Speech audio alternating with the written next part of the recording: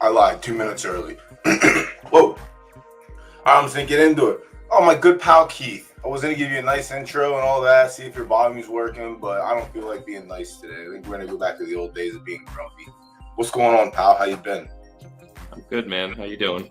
It's been a long time, you know. Too long. Too long. Not our faults, you know. I didn't plan for this shit. You know what I mean? We had a nice thing going, a beautiful thing going, and then the shitstorm out of left field. But it is what it is. We're here today. We're reunited. Different game. I don't know for how long, because for some reason I feel like you can't adjust to your horse's turning directions. You know what I mean? Whether it be right or left. I feel like that's just been like a hard thing for you to comprehend around here is the turns now. So we've seen some interesting buys. I've seen you have tickets. I've seen you not use tickets. Now I want to get the gritty guts of it, where you're at, how you're feeling, because we've discussed photo finish live. When was that New York meetup? Ooh. When we did that was about a year and a half ago, 2 years almost. Last summer, yeah. Last summer, yeah. That's when we're in the thick of it, but we're still in beta. Still, can I race for money yet? Yep. But see, aren't you glad I didn't harbor a deal for Zucchina? Well, where is that horse? It's in Zook's wallet, not named Zucchina, but if you could believe it, it's named Joey Porter Jr. Is it good? They nerfed her. Now we didn't listen. He didn't activate that horse. He let it sit in the wallet, and you know what it is. I told you that's the day he tagged him on Twitter, but he let it go until she was about.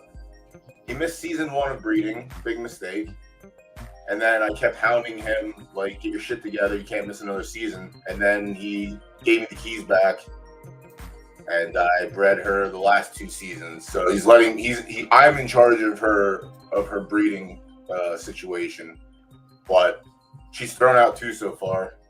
All right, the first so one comes in a couple of weeks, so we'll see what happens with that one. But yeah, he's I have to get him back. If he knows that you're back now for a little bit, for however long it may be, like those silks. I mean, those silks look pretty fresh, so those look like I'm sticking around for a little bit. Silks. I'm hoping to. Yeah, you just have to get you to learn how to play the game, is all. That's true. I won't claim to. I think that's been the biggest thing. But you, like I said, you had tickets. You had tickets for a while. You let them sit. You let them sit. You didn't want to come in and play, but now you're here. You opened up with buying a couple shitty horses, and you claimed a couple, correct? Yeah, and I've sold some. I've claimed more and bought some. But yeah, I basically needed the itch. I think I started with 6 horses from tickets. We sold the best one, which was an S- filly with, I think, a bunch of matches and prefs, and I don't know all the words, but whatever. It was a really good one. We sold it to someone right before the game was going live. So we were left with 5.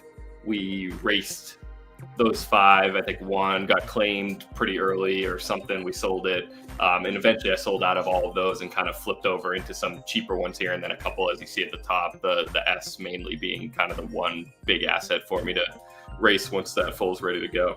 This was your splash. That was the splash. This is the GVG. Yep, GVG hooked me up.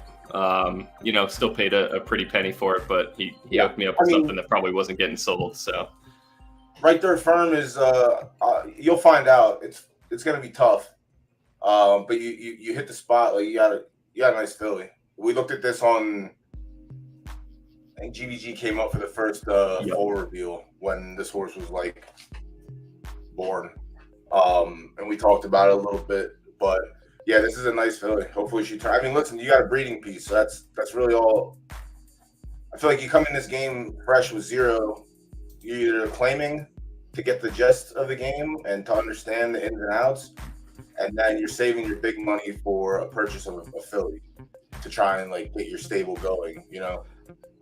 Whether or not that was the approach you took, that's the way I look at it when I look at someone's stable like that. You have a bunch of claimers, and then you have your 2 foals and 1 really, really good filly. Yeah, that was the plan for sure. When I came in, if I was going to buy kind of one big asset, like you said, I wanted the filly. I know how important they are in breeding. Obviously, I'll race her, at least for the first month. Probably retire her and start breeding after that. But I did that, and then, like you said, play like the cheaper claiming game just to get my feet wet with some of these cheaper horses to be running every day and get the hang of the game. You had Jackie Moon, correct? That was in your stable? I did. That was one of the lower end. One or did you get that one claimed off you? Oh, I don't remember. I'd have to look it up, but either sold it very cheap or it was claimed. I want to say that one was like a very cheap sale. Oh, shit. Yo, thank you, MJ. I appreciate it, homie. Appreciate the raid. Welcome, everyone. I'm doing a little... I'm going back a little bit. I tried to dig out the old... the old background. I don't know if it works or not, but I'm trying to go back to the old days when Tish and I used to run the streets with our stable talk segments. Way back. That's way back. I don't know if I have permission to use this image, but quite frankly, I don't give a fuck. So I'm using it because that's how it is and that's how it's gonna be. Also, I found another gem in here. I don't know if I can put it up. Let me see. Oh no, hold on. Put us to the side. Shit. It's your first time or what? Yeah, it's my first time. Hold on.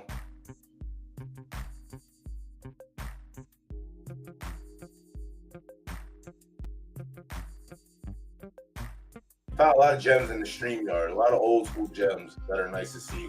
There might be some like hand drawn Zook art from when you and Em used to do your streams. Those are good. But yeah, back into the game. I know Jackie Moon was one that was in your stable, and you had another A+ in there. I guess they both. I know one of your A+ got claimed off you. Yeah, one of them got claimed for 25. That was the better one we have.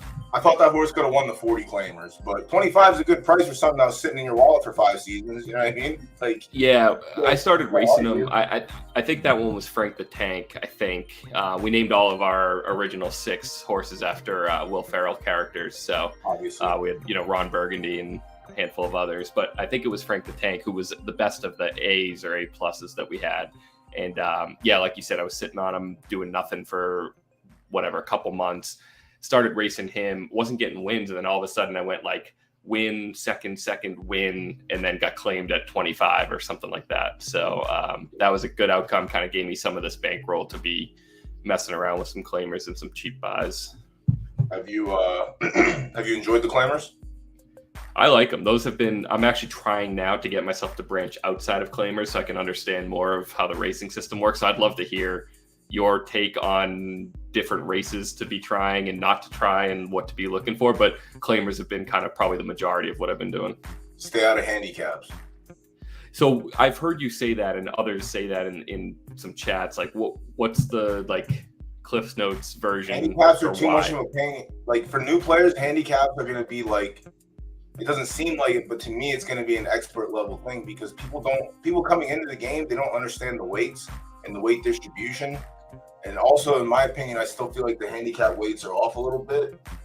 Well, so how does understanding it work? Like, what do I need to know to understand? Handicap races are meant in IRL world. Handicap races don't fire as frequently as they do in this game. They fire maybe twice a month or twice a given scheduled season. You know what I mean? Okay. And they're meant for older horses that can't compete with the younger horses. Okay. So you're looking at your 4, 5, and 6-year-olds running handicaps in real life. So you might have a 4-year-old that has 5 wins, ran out of its conditions. We talked about conditions the other day. You don't have any more conditions to attack because you're a 5-win horse. The only place for you to run is open claiming, allowances, and handicaps. And you're not running allowances if you're running claimings because clearly your horse isn't strong enough. That's where the handicaps come into play. So if you have a 5-win horse entering a handicap race, in that race, there might be some shitty horses just trying to snipe the field because they'll get less weight. But most of the time, you're running against horses with 7, 8, 10 wins that are they're specialists in that. Like they don't mind carrying the extra weight.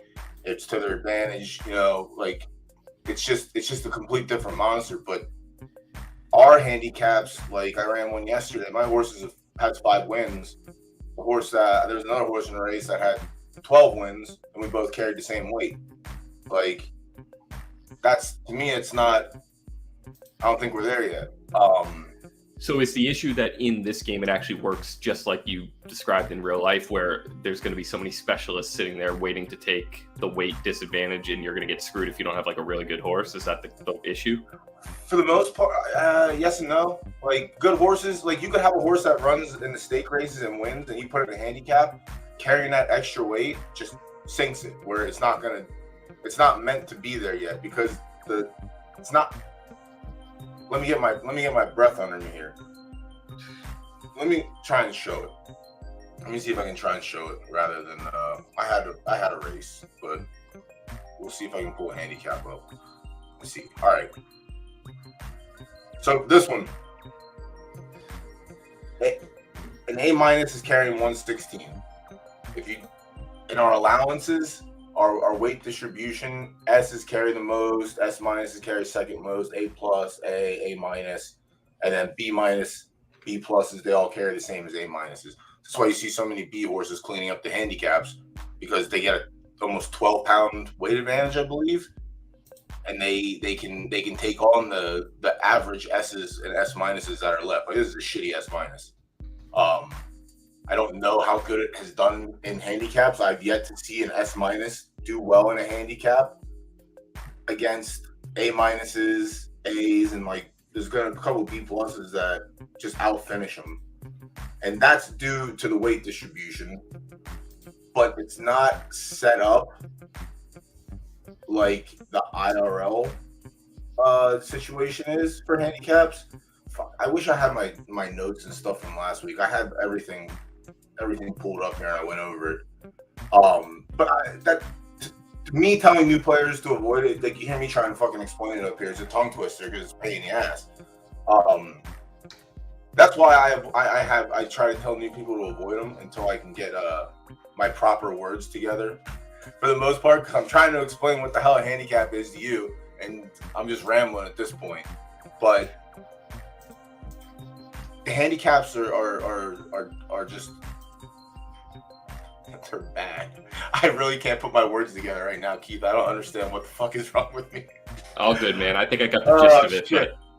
It's an expert level race that's like just, it's not really figured out yet. Like I don't think they have the metrics of it figured out yet. And maybe they do, and that's how it's gonna run. And maybe do we think they messed up the actual, like, are the weights wrong, or it's just that horses are generally like overpowered, and if you're not entering the right horse, you're at a disadvantage? It's not. I don't think that they're wrong. I just think that, well, I guess if it's not right, it's wrong. But I can't speak on that because I'm not as well versed in building and stuff like that. But to me, I feel like it's skewed a little bit, because even if you have a 10-win B horse running against a 10-win fucking A+, but they're both similar boost, the B still gets an advantage with the weight because it's a B.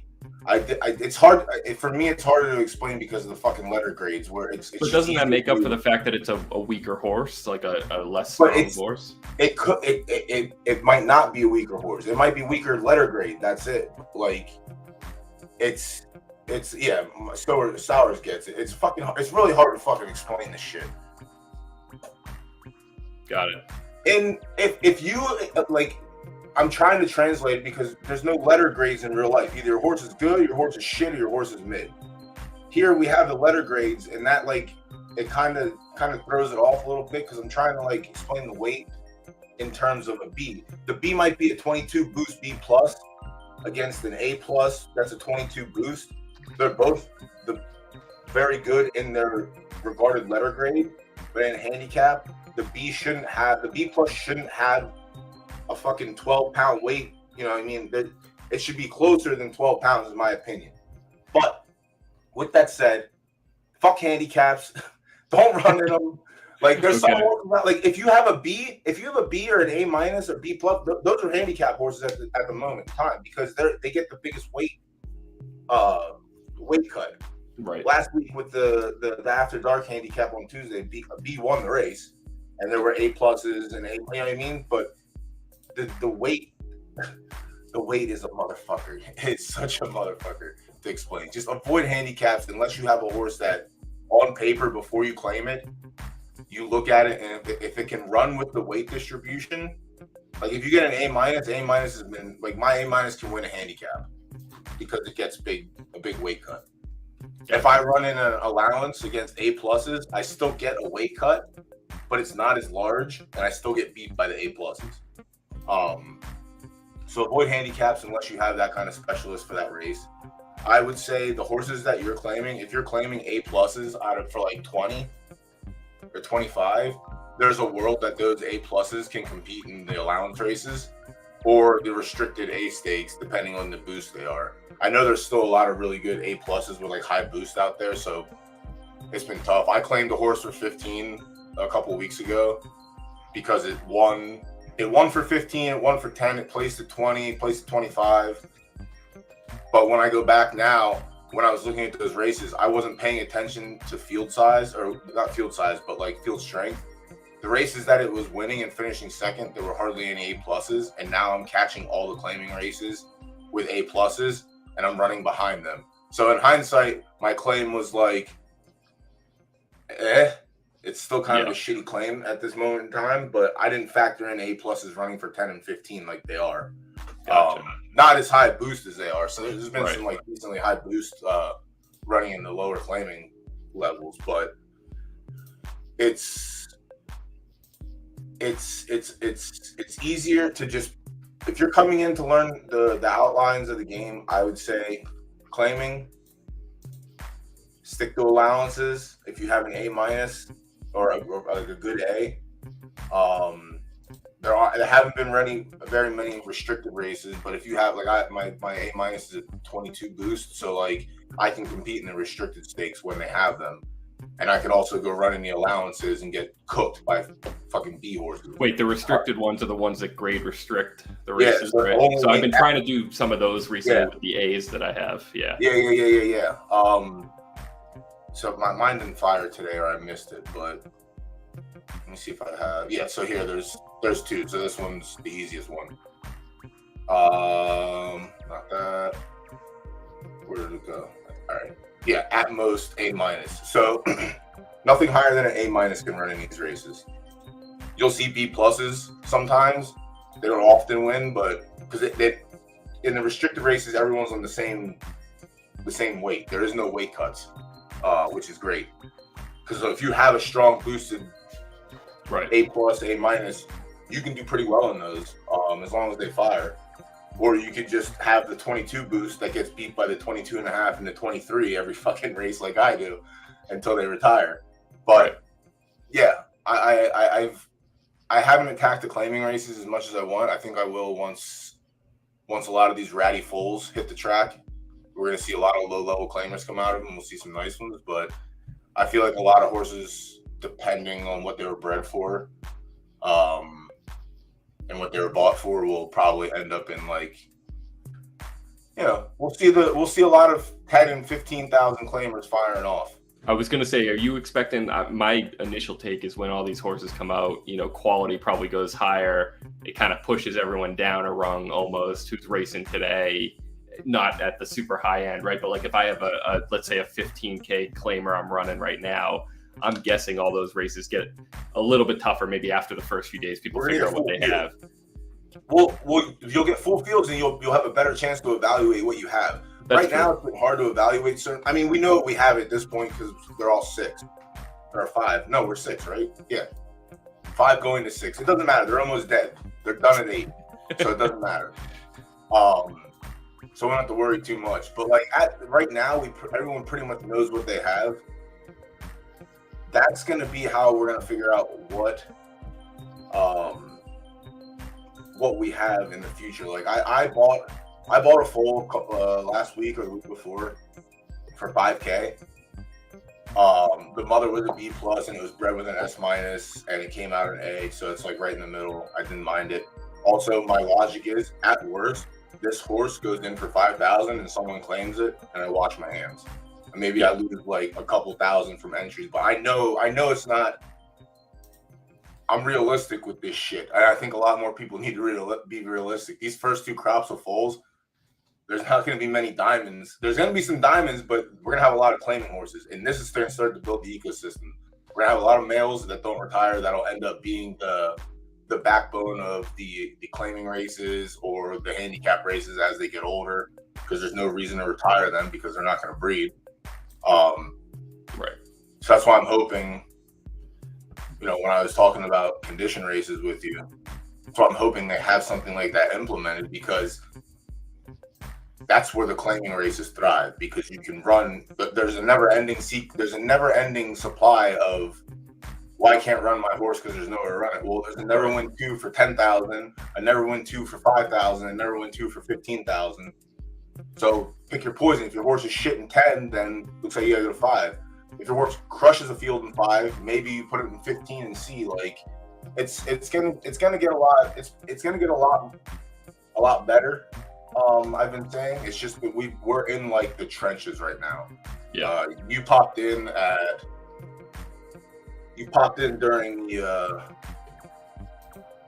trench building, because everyone's starting to buckle in now, and we're starting to get irritated by little things because we can't play the game yet. But we're only 2 weeks away, and it's starting to happen. But yeah, you got a couple claimers that you run cheap. Is your stable joint like the other game was, or is it you solo? No comment. Fair enough. I know, but Yeah. I don't know if the partner wants his name revealed, so we'll leave it at, I'm making all the decisions, running the show. We'll leave it at that. That's what I feel bad for. I feel bad for Crimson Racing. I feel bad for Absolute Warpower Racing. Two of the best in the world running these stables. Running them where, who knows, but we'll find out. Yeah, exactly. I don't know that I'll be competing with Stens anytime soon, but it'll be fun. It'll be fun. All right, so right now we're obviously we're in the shallow waters at this moment. What's your plan? Do you have a plan, or are you just, are you going to... Not yet. Yeah, you're just going to run with it, pick a couple claimers up after these all die, and...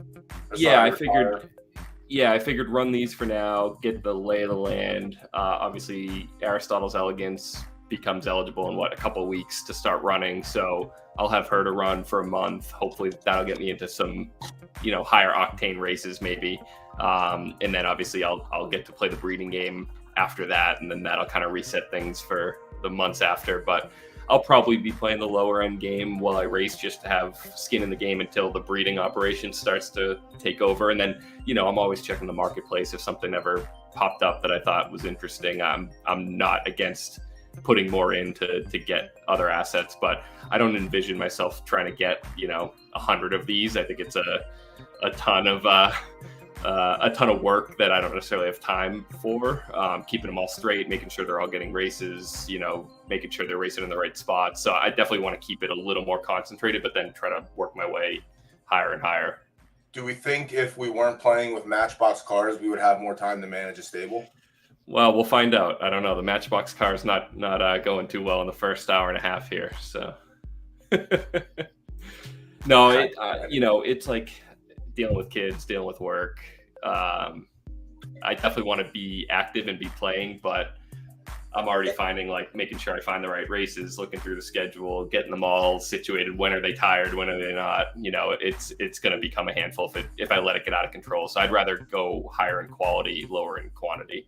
And that's one thing that I feel like is going to be tough is and eventually maybe some of these big... I don't know who Boss is, DoughBoy, but everyone's telling you to bring Boss on. on. No one gets special treatment on this stream, all right? When I get done with this, I got this. I got this. Okay, didn't know what we're talking about here. Some of these bigger stables, a lot of the bigger stables, Absolute Horsepower, they came in, they retired their mares on day one. Right.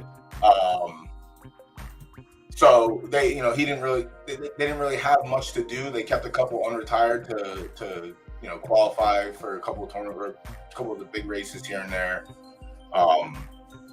But I asked them before. It's like at a certain point, when do you give up racing and you just focus on breeding and selling? Because that's gonna be one of the big things here. It's like you can be a big stable, you're not gonna be a big racing stable. You know what I mean? You might end up turning out to be one of the backbones of the breeding community.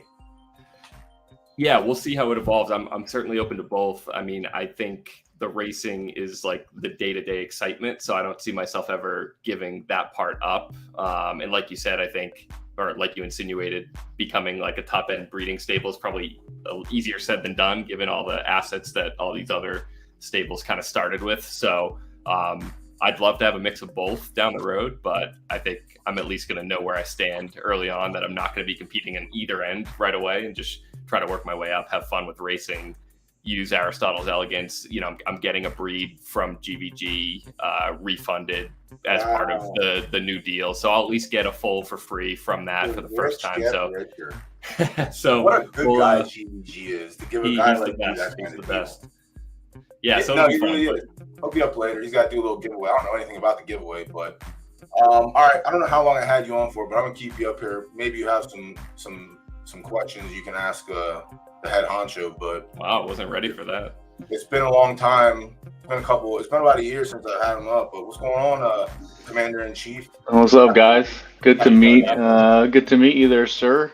Is it Keith? Is it Kirk? Yep. Or what are we looking? Either one. Keith is my first name. Good to meet you, Ian. Yeah, good to meet you too, man. It's good to have you on. DoughBoy, I loved it. I was just listening to the stream, like on the couch, and my wife was just like, "Dude, what's wrong with him?" As you were just cursing yourself to not get how to explain handicaps. Like, what's wrong with that guy? And I'm like, I'm going to jump on. I'll help him out if he needs. Literally quantum physics, trying to explain to people who have never opened a program or looked or understood what the race was. What is a horse? What is a horse? I mean, I think the easiest way to look at handicaps, I mean, I try to explain it when I do explain, because I have a similar problem, is like, I mean, it's like golf, you're giving weight, but like, I think the problem with our current implementation, which we are working on some of this stuff, is like, it is too random. It's like, it's too much of a crapshoot. And it is a lot of that because of the grades, which does add to this randomness. But it's like, a B+ winning, and just like DoughBoy said, he's like, I was carrying the same weight as the other one. I had way less wins. I felt like I should have gotten more. I think that's really sort of the thing. It just doesn't really, it ends up being a slot machine. And that's what we kind of like them for After Dark, because it's just like, whatever, just throw them in. It's free. If you have a horse that you haven't found a race for in a while, throw them in a handicap race. And, it's all bets are off. It just like kind of doesn't really matter much who's going to win. But I think that's the problem. They're not strategic enough. They don't have enough of that, like, ooh, I'm going to see this edge, like DoughBoy's saying, a little bit older. Maybe I could carry a little more. Maybe I'm really hyper-targeted in my one area. I think that's the kind of area you could really get into, and we'll get there. But, yeah, it is early. Yeah, I love playing along with this music. That's been pretty fun. I can switch it up if there's a different tune you want. I think this is the week-to-week one, but... Well, that's refreshing to hear. I like to hear that it's on the plate, because there's and I'll join in sometimes, or I'll just troll. But when people are bringing these topics up in Discord, I use my words on a stream. I'm not good at using my typing fingers. I like to use my words to express myself properly. Right. And I've done that through the the scheduling and stuff. But obviously, y'all have addressed it, that it's on your plate and it's a concern. So it's refreshing for people to hear it rather than see it. I like to hear it rather than see it, but I like that it's not pushed to the back. I personally thought that we hit handicaps way too early. Yeah, I kind of agree with that too. There's a lot of them, and so like we've been working like almost 4 of us nonstop on schedule to prepare for season 6, just so people know. And I saw someone even mention in the Discord is like, so just so everyone knows, we actually made a copy of the production. We brought it into our staging development environment, and then we accelerated the time. So like we've been running basically 3 weeks ahead of you guys. So like all of us have stolen people's stables. So like I have La Jolla's stable, for example. I think Mike, our tester, has one of Big Brains. I'm trying to remember who all, but we basically tried to just grab a stable and then operate it and like see what's going on with the 2-year-olds versus the, you know, your later Gen Zeros and how, you know, so there's just been so much stuff that we've uncovered from a UI perspective, from a schedule perspective, to like make sure that they're kind of, you know, the 2-year-olds should not be really running against these 6-year-olds. And so then when we saw that, we're like, oh geez, like, do we want to allow it at all? And if so, do we need allowances for that big of a weight? Probably not. Like, do we want them? So then we had to build enough of a schedule so that there's enough for both. And we kind of don't know how many people are going to retire all the 6-year-olds once the 2-year-olds come in. And so anyway, it's just been, that's what's actually been really fun. It's sort of like peering into the future. You guys are all jonesing and waiting. And so I'm like, oh, this is fun that we get to kind of like see it actually happen and make sure that we can, you know, try and get it dialed. I think, you know, it's going to be impossible to please everyone, but making sure that we've got enough there for the juveniles to really feel like, oh, hell yeah, this is the start of something special. And, you know, there's progression, there's the sort of schedule of going, you know, claimers through allowances, through restrict, you know, all that stuff, making sure that it kind of fits. And then, yeah, handicap, I do think is going to come, there's not going to be as many. I feel like you could make the handicap races slightly higher entry, and they could be like how they are in real life. Like I said, when you open a condition book in real life, I'm sure you open a condition book by now. Yeah. Oh yeah. The real work owner. You don't see handicaps in the 3-week schedule they allot most of the time. And if you do, it's one. Yeah, I was trying to show that to Richie and Fib today. I was just like pulling up latest Del Mar condition book and just showing it's like it's always 2 maidens and 1 maiden claiming, like almost every day, and then you know, then the rest of the claimers, and then they'll throw in a stakes. And it's like, yeah, of course it's different on the weekend, but it's pretty straightforward. And then of course all the conditions can have all these lots of nuance, you know, all that difference, but it's very rare that there's just a shitload of you know, handicaps hanging out in there. So I think turning the handicaps, taking them and making them mean something, like, you know, maybe a higher buy-in for a more like prestigious pot, you know, or, you know, something like that, instead of having it where, I mean, whatever, it's I think what's the highest I could buy in for one, I think it's $20 or 19 or something right now, which is dope. I enjoy that. But I could, like, because it's in the chain of command, it's maiden claiming, starter allowance, handicap, starter handicap, and then you get up into the optional claimers, the restricted stakes, and you know, the brave stakes. So I think it would be dope to have it as, like, you know, we have it, but it's not. They're there. It's not a $10 buying race. You know, maybe 20 to 50. I think for like high stakes handicaps, once we have a thing, once we understand the weights, and like you guys have it where you're comfortable with it. But I think that's the other. I mean, I need to go look and see just some recent ones of like just showing. I think everyone has no idea how the weighting works, and you know, there is some mystery, of course. You know, it is a handicapper that's just like, yeah, you know, I'm trying to make an even race.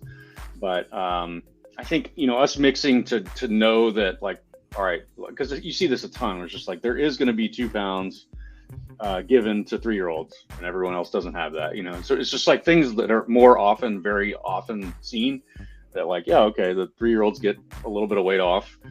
Just adding that type of shit into all the races now that there is this age gap is a big focus, because it's, and also trying to make it not like, I mean, you've been around horse racing your whole life and you're still struggling to explain it. So that's one of the things that's like, it is hard to, if you make an exact copy of a real life schedule, like no one will get it, you know. Like, especially, I mean, half of our players, I think, came from like daily fantasy. They came from poker. They just love this idea of owning a horse, but they don't like sit and study condition books.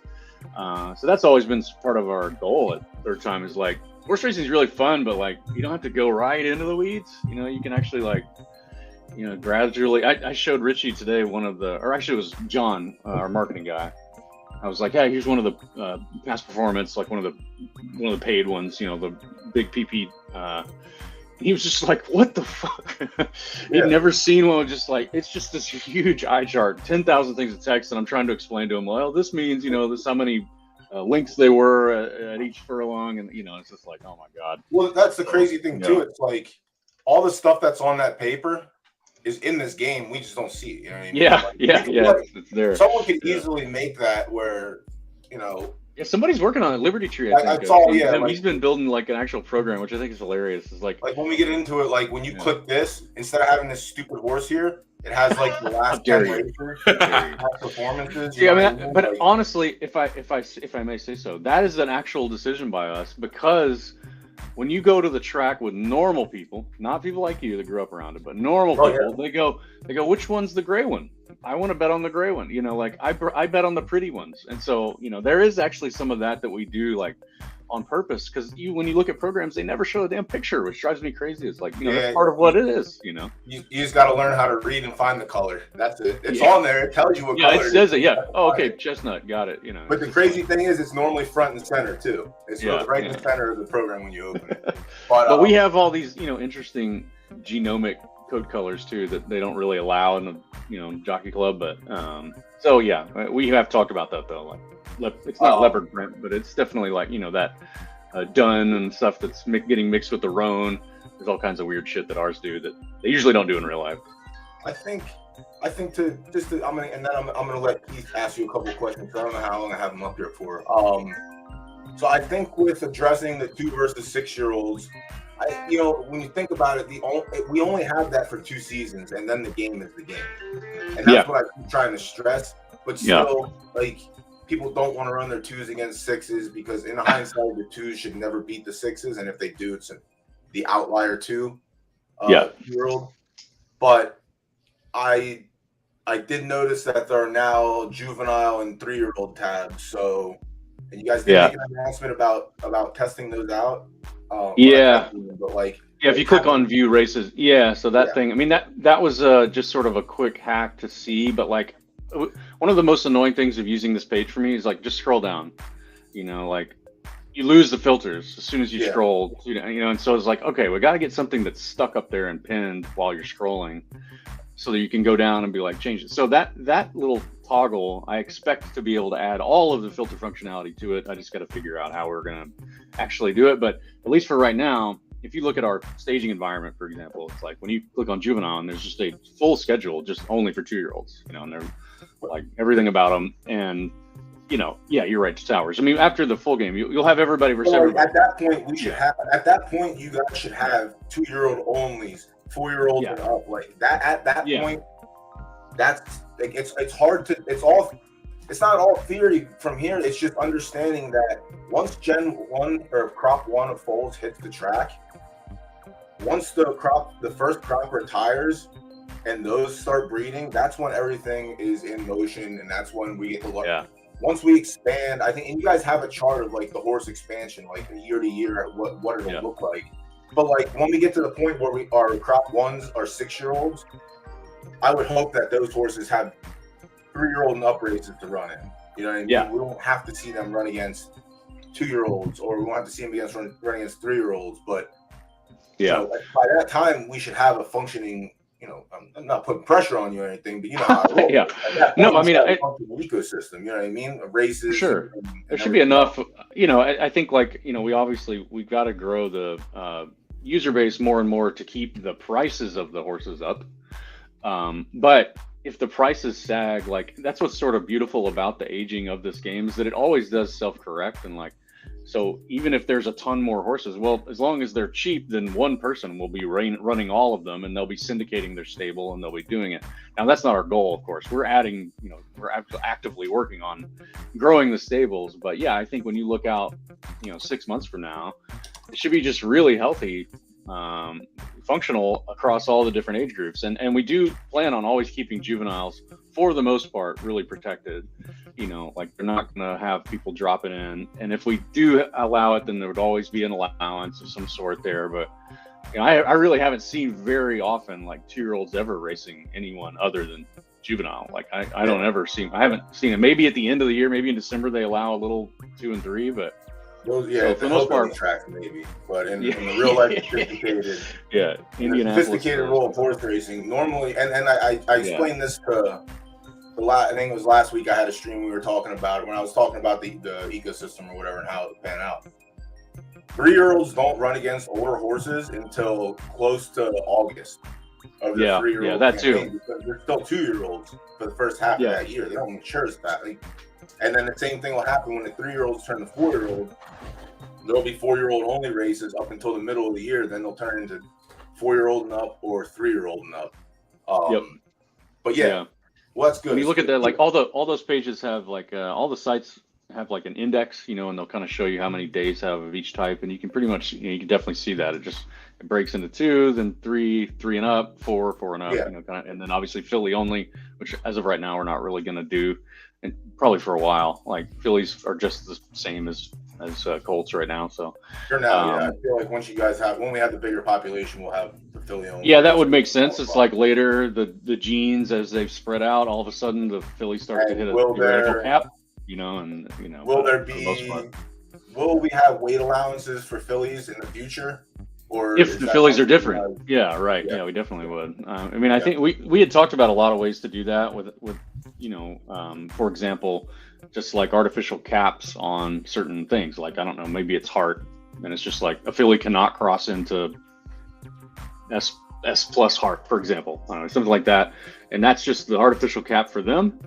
That would automatically make it so that they need a little bit of help, you know, at lower, if they're racing in graded races. But there's probably another better way to do it. But we've talked about that would be kind of an easy way. Cool. Yeah. Keith, I don't know how long I have you for, but you got anything you want to ask? Yeah, no, this has been good. I'm trying to catch on to every 10th word you guys say, but I loved hearing that you, Keith, were doing claimers. I love like seeing that because they're fun. It really, like, it's not all that risky. It's very degen-y and it's lower price. I made a couple claims. Really fun. Yeah, that's really cool to hear. Yeah. I got a couple, Ian, real quick, and then I'm going to ask you like the cliche, you know, advice for a new person. We'll save that for the end. But so 2 things I'm trying to prepare myself for after we're just racing Gen Zero. So one is like aging, because I've heard, and I wasn't involved super heavily in the betas, but I've been trying to read, been trying to talk to people. I know aging has been a topic of debate. So like, what should we expect? Like, how is aging supposed to work? Like, how are you guys working on that? Because I'm worried, you know, I got this S we were talking about before you came on. GBG sold me, you know, I'm worried I'm going to start racing, getting crushed by something, you know, with a much lower grade, and then start worrying myself to death. So like, how should aging look? Like, what should we expect there? Yeah, I mean, basically what happens, the way it works without trying to give away too much is basically that every Gen Zero is the same in the way that they age and decline. You know, they peak and decline. They all have the exact same rating. So if you look at a Gen Zero now, you probably can probably getting close, you can probably start to see their climb and decline. You could probably figure it out. They actually have a set month, you know, or day, and on each side of that they go up and curve. And so then what happens when they start breeding, though, is that like that we released that to genetics. And so what ends up happening is, you know, you can have a range that's really wide. Yep. Like they could start peaking at late in 2, you know, or middle of H2. They could start climbing. They could climb really quick. It's really up to what happens in the thing. And so you could see horses that will peak really early. You know, that was always the joke in the Discord, that the guy that got his mustache in middle school, right. You know, they always say pubes, which, you know, that's a little off color, but regardless, you get your mustache, your facial hair in middle school. That's what those horses are. And so they hit their peak right away, but then they're going to be, you know, steeper decline quicker. They're not going to be as good later. You know, you could look at that as like, if you were trying to breed a Derby horse, that's where you'd want to go, because you're going to want 3-year-olds that are at their peak, whereas the majority of horses are peaking at 4, you know, and 5, right? I mean, that's sort of the standard. They're kind of slowly coming up and then coming down at 6 or whatever. So the hardest thing for me has been like, well, you know, this is totally hidden in real life, of course. Right. And we know it. I mean, like it's a specific thing. So it's like, what do we show? How much should we allow people to know? But we're keeping it totally hidden. And it really is going to be up to the owner and the patience of the owner to say like, well, man, everything on paper looks right. I think he's just a late bloomer. I'm gonna hold out. And I think, you know, because I think that's the as I've gone into the real horse ownership side, that's the amazing and dreadful part of it is like Chicken Finger Friday. This horse that we had just sucked through age 2, scared of the gate. Wouldn't even run. The gate would open and it just like, ah, and you're like, okay, well, he's going to get out. Boy, his dad was a Derby winner. Like, this is going to work, And so eventually he loses 5 races or whatever. And you're eventually like, all right, let's throw him in claimers. We can't deal with this anymore. But then the moment he's claimed, all I'm thinking of is like, shit, did we totally fuck that up? Like, is he awesome? Is he going to be awesome next year? So I think it's really like, it's part of the game. But, just like DoughBoy says, when you get generations in, it will be a lot more predictable because you'll be like, well, look, I saw this bloodline is known to peak early. This bloodline is known. I was going to ask that. Is that a thing? Like that does get passed down? Okay. Yes. So that is. And so you're looking at this beginning where it is going to be. And I actually looked the other day because obviously we have the 2-year-olds racing on our thing, and they were all over the place. It was just like, whoa. I'm looking at this race result and I'm like, well, what happened here? You go look and like, oh, well, that one, he's got the mustache, he's pretty strong. Now we are still making sure, obviously when we did the beta, it was pretty extreme. That was like, Kevin was the big joke, that one horse that like just was dominating everyone. And the majority of that we found in the calculations was because of his age. He was peaking early. But it felt like, wow, this is insane. So we are still looking to make sure that we get it tuned right. Again, that's a big part of this month that we're running 2-year-olds against 6-year-olds if we can. We're running 2-year-olds against the 2-year-olds to see how it goes. We're running B- versus S+, just like with all the ages. But anyway, yeah, that is how it works. And so again, I think that you'll see some bad fumbles. You'll see some huge wins from people because it is like, shit, it's hard. It's yet another thing that you don't know. And you have to try and become one with your horse and see is he just bad or is he a late bloomer? Obviously if they peak early, thinking of that of like, well, geez, is he great or is he about to fall off a cliff at 3 and then he's kind of worthless, or is he worth a lot? Maybe people want that early. You get a bunch of wins right out of the gate and then you retire them like a Justify or something, So anyway, I do like hearing though that you said this is something that can be passed down because I do think, like you said, we might have this weird period for the next couple months, but beyond that, we should start to see a bit more of a pattern, and it makes it something people can have an edge on finding through bloodlines and whatnot. So I do like that. Yeah, I think that it's fully genetic, and one of my even worries with it is I'm not sure how divergent it will be years from now.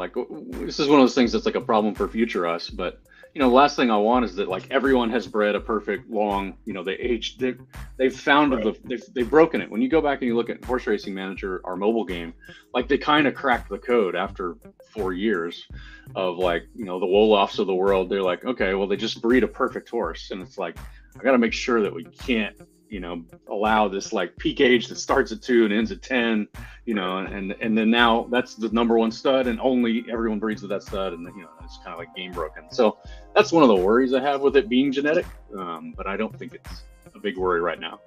Yeah. Cool. Maybe I'll get to the cliche question now, but I'm still new. I came in with maybe 1 bigger buy, a bunch of kind of small test out the water buys. If you had a buddy coming in, how would you be directing them, either for the most fun, maybe the most potential upside? How do you think about bringing someone into the game for the first time? Yeah, I mean, this has happened quite a bit. People reach out from the mobile community or, whatever. I typically go similar to David says a lot of the same stuff in the Discord with people. It's there's a lot of excitement in owning a filly. So finding a filly that's in your price range that then you just know you're just going to just keep finding new stallions each year. Maybe you get your own, but maybe you're especially 2, 3, 4 months from now, we're going to see very quickly the top studs will rise to the top and you'll see oh, geez, that one is producing great offspring over and over and over again. Maybe I want to spring for that. Maybe that one, of course, the premium might get high, but that's always good to just kind of because then no matter what, you're getting a new one every single month. You get a new horse that you can start running with, and that's always cool. And then on the flip side of that, of that's sort of more of a passive, play a little bit where you can kind of sit back and sort of read the room. I love the get cheap claimers. Go in and just it's almost the same as running those training races, but with a little bit of money on the line and a lot more fun. It's hard, of course, to think that hey, go join a claiming race and learn the entire intricacies of the whole game, and hopefully you'll get a good deal instead of just buying some donkey. But that's sort of like, if you're a daily fantasy football head, you don't just go like auto draft your team. That's the first thing you do is like, all right, let me get my book and I start studying. Well, what do the Rams do in the off season? And I think that's the style of gamer that likes this game. So I think that's a big part of it. Like, all right, well, here's drop into claimers. And we've been trying to recently start working on, that's what I was talking with John about, like more articles around all these little details so that someone that drops in and say, hey, here's, the top 10 ways to be successful at claiming races. Because there is like, a lot of strategy, and it's actually, like I said, pretty fun. So I got one more for you because you made me think of it, and it was something I was actually in Discord the other day talking about and asking about. I haven't gone through a breeding cycle yet, so I'm totally coming at this not knowing what I'm talking about. But I did know, a lot of high-end colts are in the breeding barn for basically minimum, if not minimum price. Is that something that worries you at all, that you need to somehow segment like what the minimum price should be either per grade or some other aspect to basically prevent this kind of flight to quality, and then all of a sudden you're making B's obsolete and eventually A- is obsolete and A's, or maybe that's the plan with how progression in this game will work? How do you think about that? No, it was a little shocking, the race to zero on a lot of those. And I was getting messages from a lot of my guys that I've known. They've been in horse racing manager forever and all that stuff. They're just like, what's everyone doing? What is going on? And it's like, one level I'm just like, man, this is damn Solana again. It's like, I don't think this would be happening if it hadn't been for the last year of Solana, where it's everyone's like, I gotta get something back. It's been so dreadful. So I think the market is a big part of it. You think about too, like me not anticipating that is kind of dumb, because the cost basis some of these folks have could be nothing. I think that's a big difference. Like, just like at any NFT community, like people that bought a DGOT at Mint versus bought a Bored Ape at Mint versus bought one last week, it's like everyone's cost basis is so freaking massively different that you have to expect that like some people are down horrendous and they'll take whatever they can get, or they got their own personal stuff going on. So I don't know if we can necessarily like just fix it, like just change the values. I mean, the floor was set there just as like real quick, like we talked to the community, let's put something up to kind of like put a little stability in the market. But you're right. I mean, I think everyone immediately compressed down into it. So then it's like, well, shit, what does that do? I mean, I'm happy that we have so many more grades to breed up into for like a decade or two. It would take a really long time to get up into like triple S and all this stuff, Omega. So I'm kind of like, well, if there does happen to be a big squeeze because there's not many players and, we're just kind of getting started, it's not the end of the world, but I'd really love the Bs to be able to hang in there. And I think, what I like to think, like a small player coming in, right, they start with a B or an A- or whatever it might be. And, there's kind of that fun chase of like, hey, I'm going to breed with the best A I can find. And then next, cycle, I'm going to find the best A+ I can find. And it's almost like you kind of have to now go right into an S- or better because the prices are there. And that, to me, takes out some of that, it does hurt. It's like they're you're totally right. They are kind of like jumping over the edge where I thought they would have to like take their time. But at the same time, it's like, okay, well, what does that do? Well, it means the next season that the SS will be the one that is, or the S+ will be the one that is now the leap. So really, I mean, it's all a function of supply and demand. I don't think it's really a function of any decisions we made. It's just like the market speaking, where there's not enough giant whales to come in and throw huge money. There's just enough to keep it sort of steady where it is. Are there too many breeds available for colts, or you don't think that's the issue? Possibly too. I mean, we started again, 35 was sort of a representation of how many they do in real life. But that I think was probably a pretty big, maybe 10 to 20 would have been more appropriate for this early population. Like, I think that could have grown over time. A lot of those numbers, we did all these numbers in the math based on basically a full ecosystem, and you kind of don't really necessarily predict all the way what did horse racing look like in the 1800s. I mean, that's kind of what we're starting with, the beginning of this, because it's like we're trying to emulate what's happening today in a world where there's 20,000 new horses coming out every year, or more. So that's the thing. They were like, oh shit, we should have slowed some of these numbers down and caps, but I think as it 3 months from now, 6 months from now, I think so many of these issues will just sort of like the market will level. I can't remember which call we were on with one of the guys from Australia. He said it so many times, black type maybe, that water finds its level. I just I've been using that a lot because it really is. It's just it will always sort of find its way and go from there. But yeah, it's really, like T Green says, influx of new users. I mean, that's really and then obviously a lot more horses. That solves pretty much everything. So that's the goal for us for sure. Well, kudos on a fun game, awesome game. Obviously, the visuals have always been they've always been kind of what drew me to it. But it's a fun game. It's super complex. I'm trying to learn, but thanks for. What was your So you're not a horse racing person prior? You got into Zed, I guess. I got into Zed. I got it. It was Top Shot to Zed. Kind of probably what 90% of people made their way through. And was that because you mooned your Top Shot collection and then you rolled the profits into Zed? Yeah, that's pretty much everybody. And that was when Top Shot wasn't even letting you take money out, so I was trading for pennies on the dollar to get Zed horses. So it was, and then that exploded. Yeah. So well, that's probably still better than holding the Top Shot moments, I guess. I think so. Tough MJ.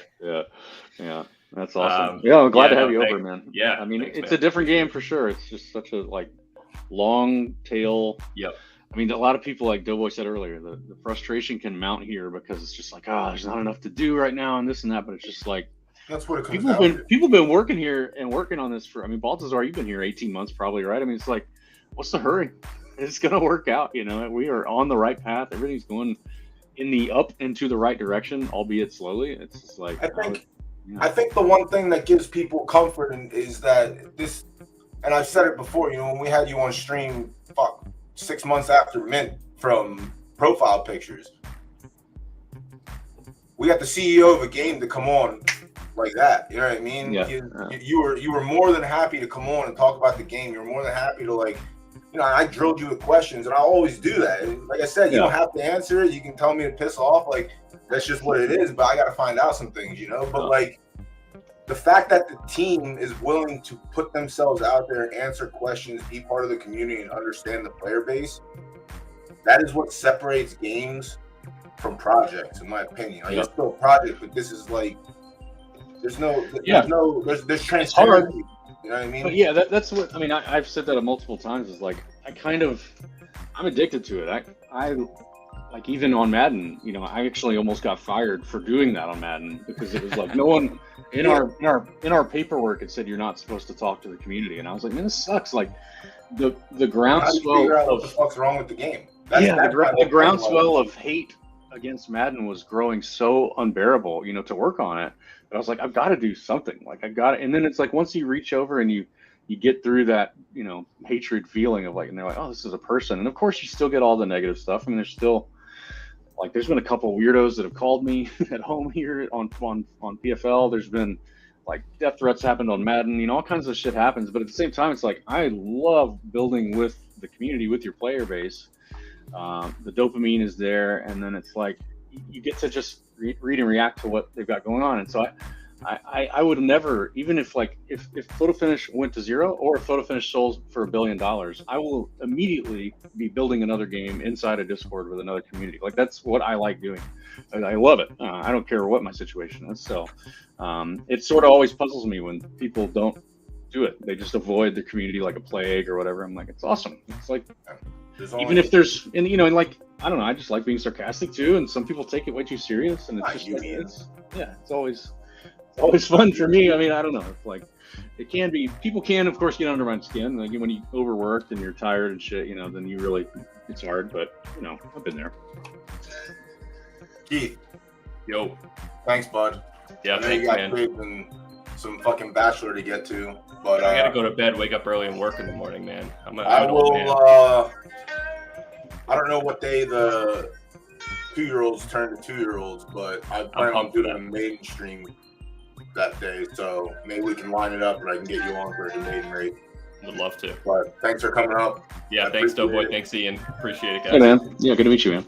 I actually, I did want to ask you, DoughBoy and Ba11thazar, good to see that you're here too.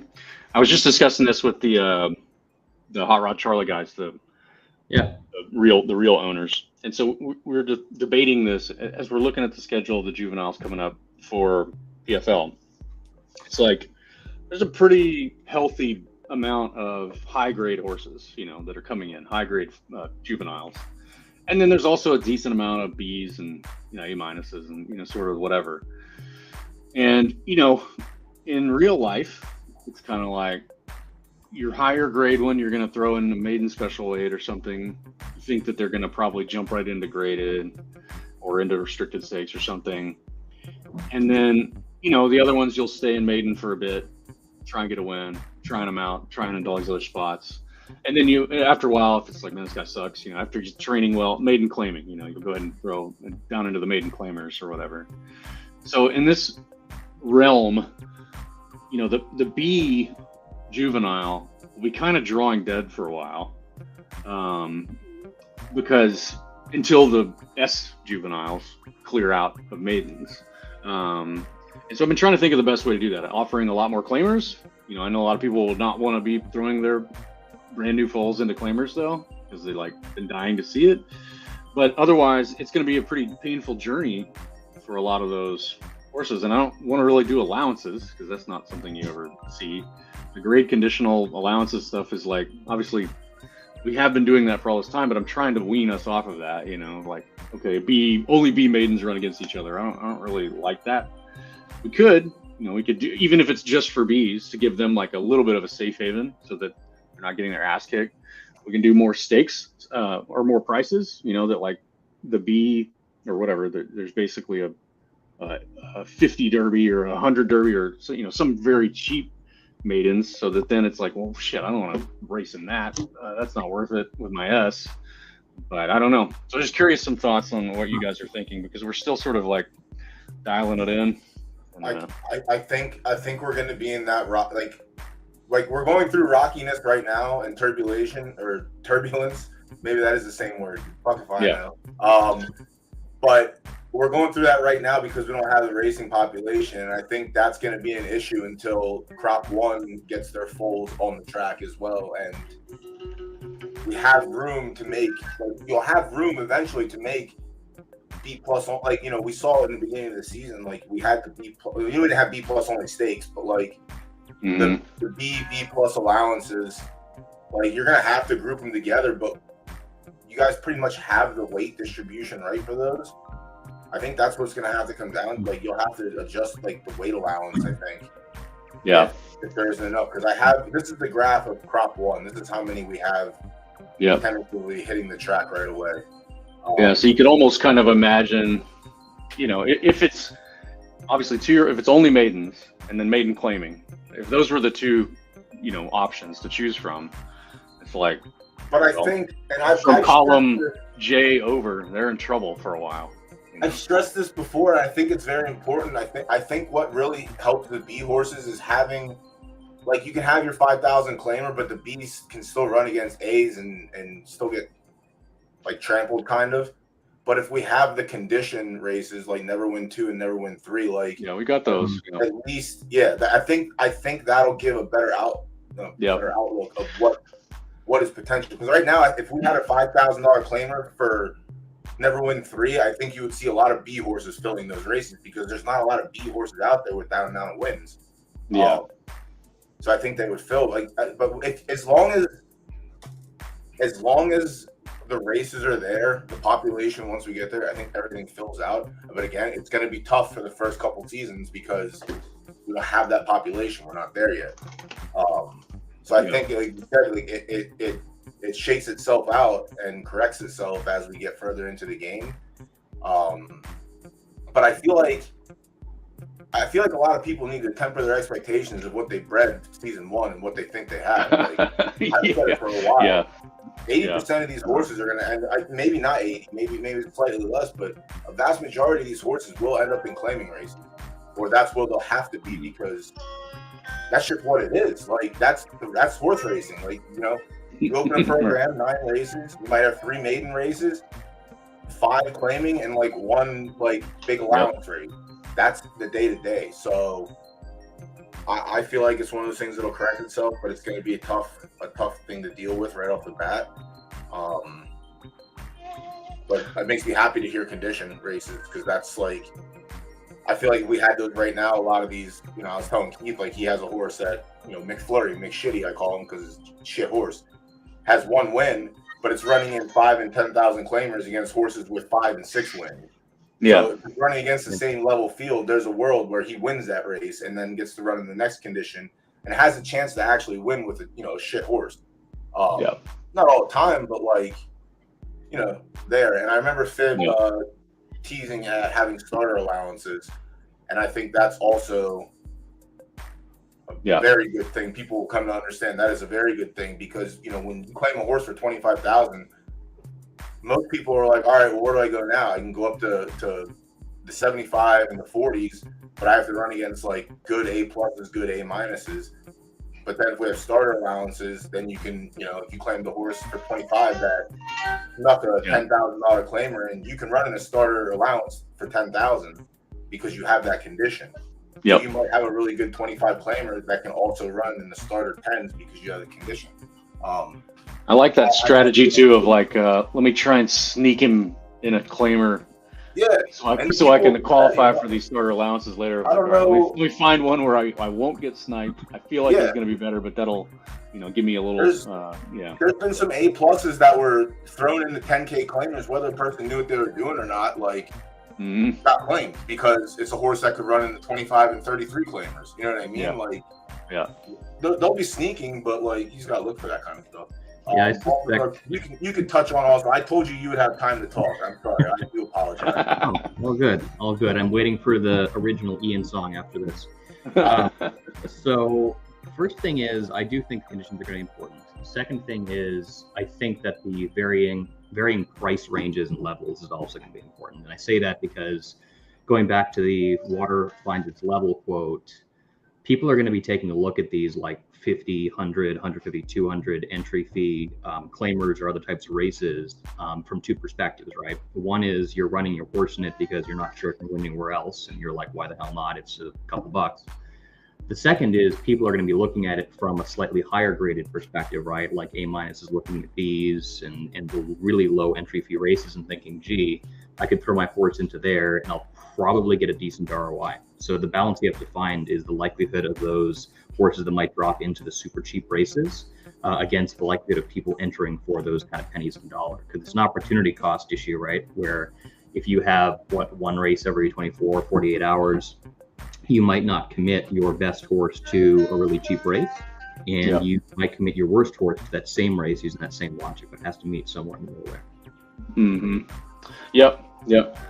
Yeah, just seeing like Mo was like sort of talking about how does open fields ever work? You know, I don't think it's, again, I think open fields of course is a pretty wide. I mean, we're running open races right now. But it's like, you know, that again, water finds its level on those. But I think that using conditions like they do in real life more strategically to slowly wean ourselves off. I mean, the reason everyone's okay with the grades right now at the top level, saying that like, all right, a B gets this and a B- gets that and a B+ gets this and an allowance, is because they're all pretty homogenous. And obviously we know like the smart breeders out there can breed a B+ that runs like an A+ in his niche over time. And so that's the reason we have to wean away from it. I mean, like we can always still have it. I think there's nothing wrong with saying today at DGen After Dark, there's a B+ only race. Like there's just nothing wrong with having that, but you can't rely on that as the core of the progression of these races. I think you do have to lean back into the real life stuff, which is the non-winners of 1, then 2, then 3, you know, then you got the claimers, and then you're going down in claiming price. And, you know, like just this moving up and down of the sort of circuit is the best way to do it. But we do have, of course, like you got some of the people in Discord that are real angry about, well, then you got to get rid of grades entirely. And it's like, no, we're not doing that. It's just a number. Like, who gives a shit? It's a letter, and it could perform better than the letter or worse than the letter. I don't care, but I like having it there, and I'm not getting rid of it. So you could stop that combo, number one. So it's good to have a rate. It's good to walk up, just like in Madden, just like in any game, to like, oh, cool, he's an S. Secretary was an S. Doesn't mean he's, you know, whatever. He was the best, but like it doesn't matter. So it's gonna be there. And so then people will be like, why did my A+ lose to a B-? Well, B minus is actually bred from this huge bloodline of great horses, and I don't really care about that part of it. So let me ask anyway. a question that's kind of related, which is in real life horse racing, how often is it that a horse goes its entire career without winning anything? Kind of just gets retired, maiden or claimer or anything.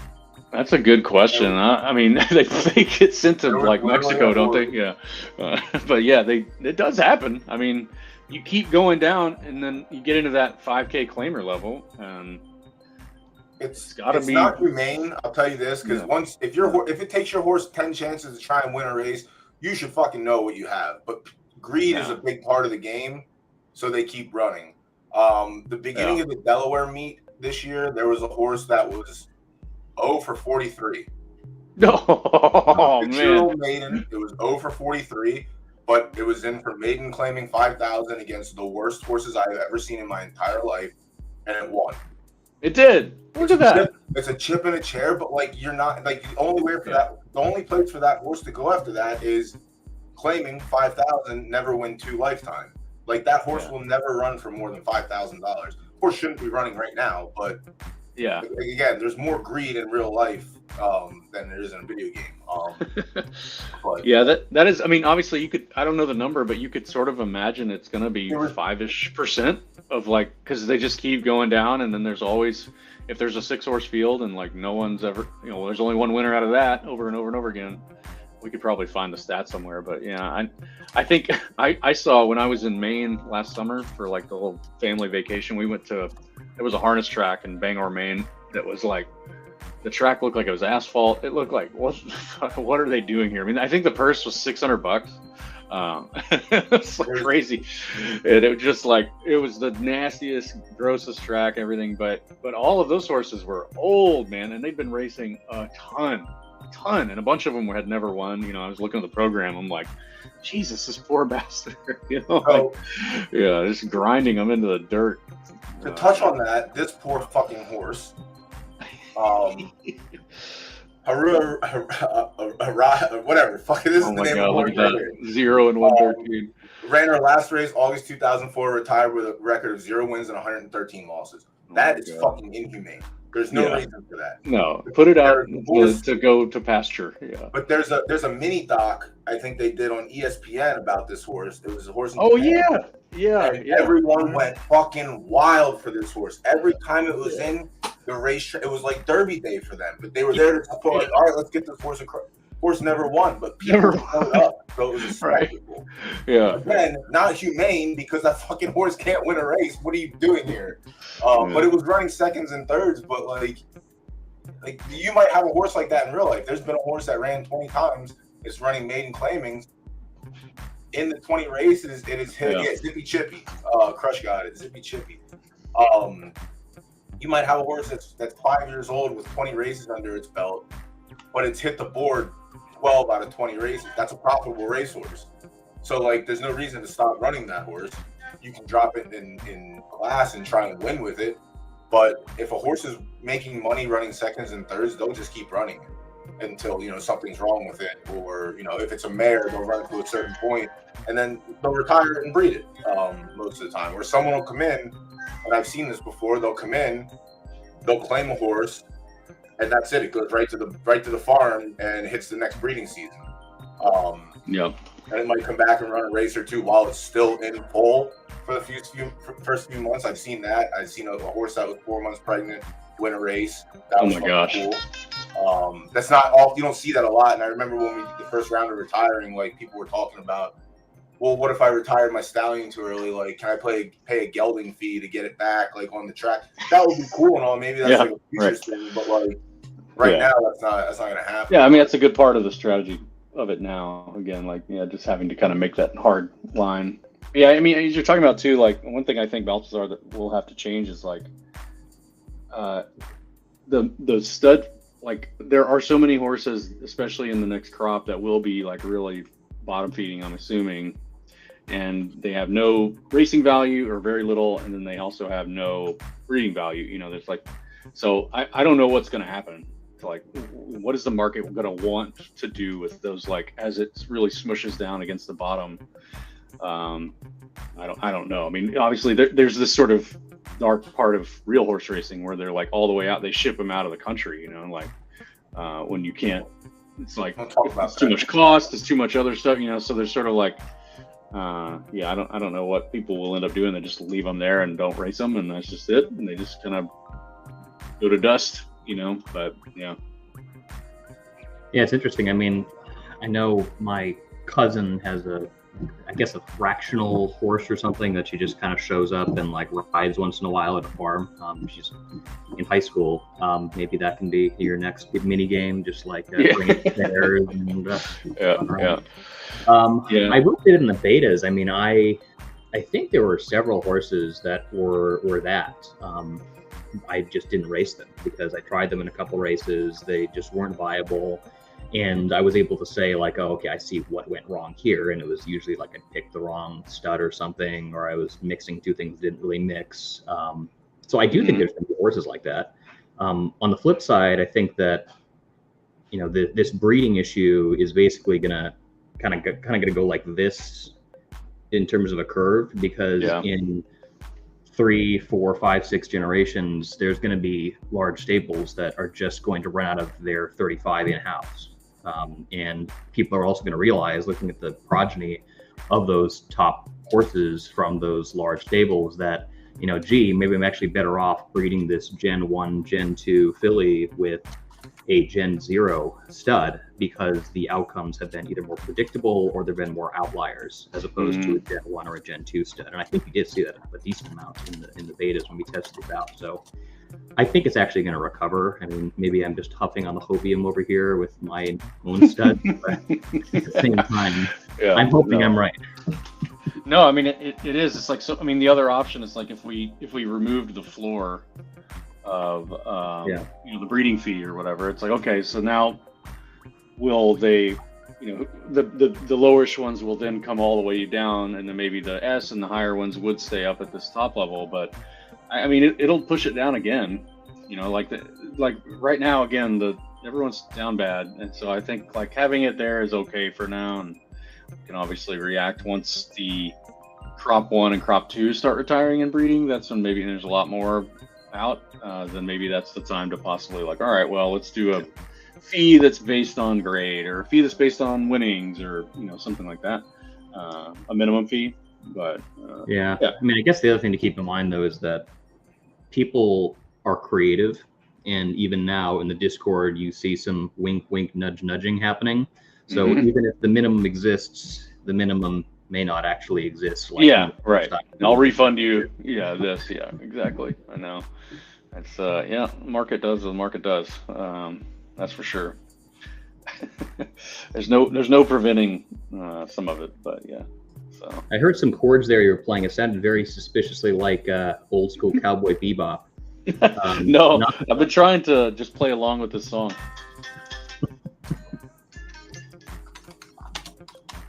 It's just a looping C minor, I think. Someone's going to make an NFT of this, because there are music NFTs. And there you go. Listen, anything sold or promoted on this stream that is sold later, 2% of the funds come back to my pocket. I was going to say, you own this all. Well, let's see. Everyone, you promote. I have a month-old cookie that I got on a plane, and I just took out of my bag, so that's for sale if someone wants that. That's nice, though. But was it sealed, or was it like just full? This is sealed, but it's seen better days, so I guess I'll put a discount on it. Nice. I would still eat it. I eat pizza that sits out for 24 hours. I don't give a fuck. Yeah, dude. Go for it. Eat me. Well, I need to bounce, guys, but good catching up, and good luck on After Dark, and we'll back. I mean, I'll get back closer to when crop 1 hits, maybe. Whenever you have time, maybe things slow down by then. Sure. Unexpected stop, and I appreciate it. Chat appreciates. It's always nice to get clarity from the team and get touch up on certain things. But hell yeah, we'll talk soon. See you guys. Take it easy, Ian. All right, now I can get some talk time in for you. I got like 5 minutes. So I'm so sorry, dude. I did not plan for that to happen. I did not plan for that to happen at all. And normally I'm pretty strict with that stuff, but I can't pass up an opportunity to get the boss up here to explain some things. But welcome. Nice to sit down with you for a little bit. Likewise. I feel like I don't need to give you an introduction because you have one of the strongest stables in the game, and you have championship blood in your possession. But I just worry about the peaking early part. If you look at some of my early I results. think a lot of people worry about that. I think a lot of people just rush to a lot of the Colts rush to retire. Thinking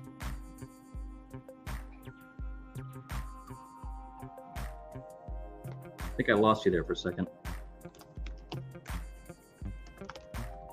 they were going to get action, but now they're just sitting collecting dust when they could have been racing the whole time. So I think.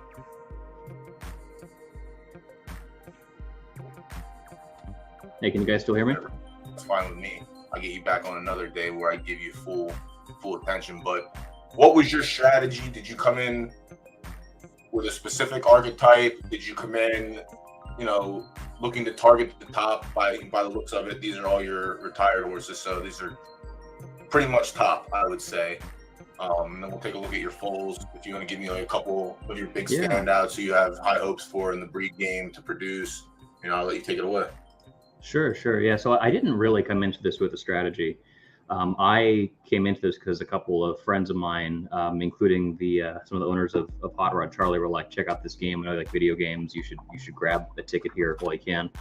So I grabbed a ticket, and then that quickly blossomed into a lot of tickets. I picked up Ace's old stable, and that was in like 7 different archetypes. Like maybe I think we're just missing one archetype in that whole batch. And I think I pretty quickly realized that it was impossible to compete on all those different surface types and all those different conditions and all those different turns. So a few months then, maybe like 6 or so months then, I was like, I should just focus on one.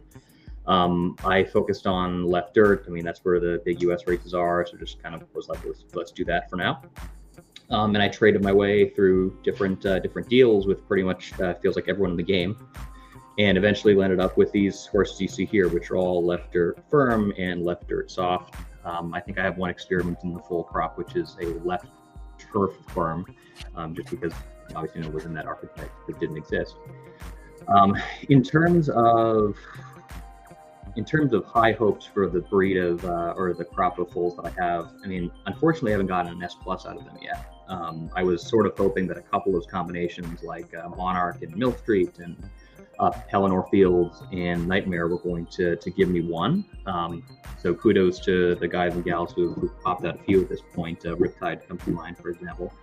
But my hope is that a couple of them have accentuated features or stats that'll kind of let them pull through in some larger races. If you took a look at one of the foals, I think from Mill Street and Monarch, they both have, I think it is S+ Heart, or that might be Pelennor and Nightmare actually. And my hope is maybe someone will get an SS- Heart out of that. And it did seem that Heart was a bit overpowered during the large races, especially the Derby. So fingers crossed on that, and also fingers crossed this time around we'll roll lucky on one of the F+ for this most recent or upcoming batch of foals.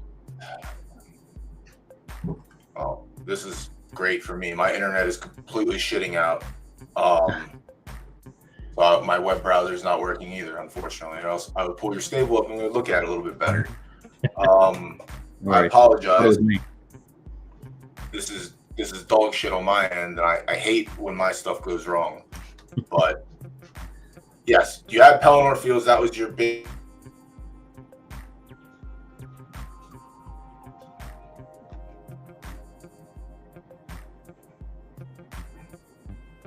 All right. I guess I'm still on this, though. Hi, everyone.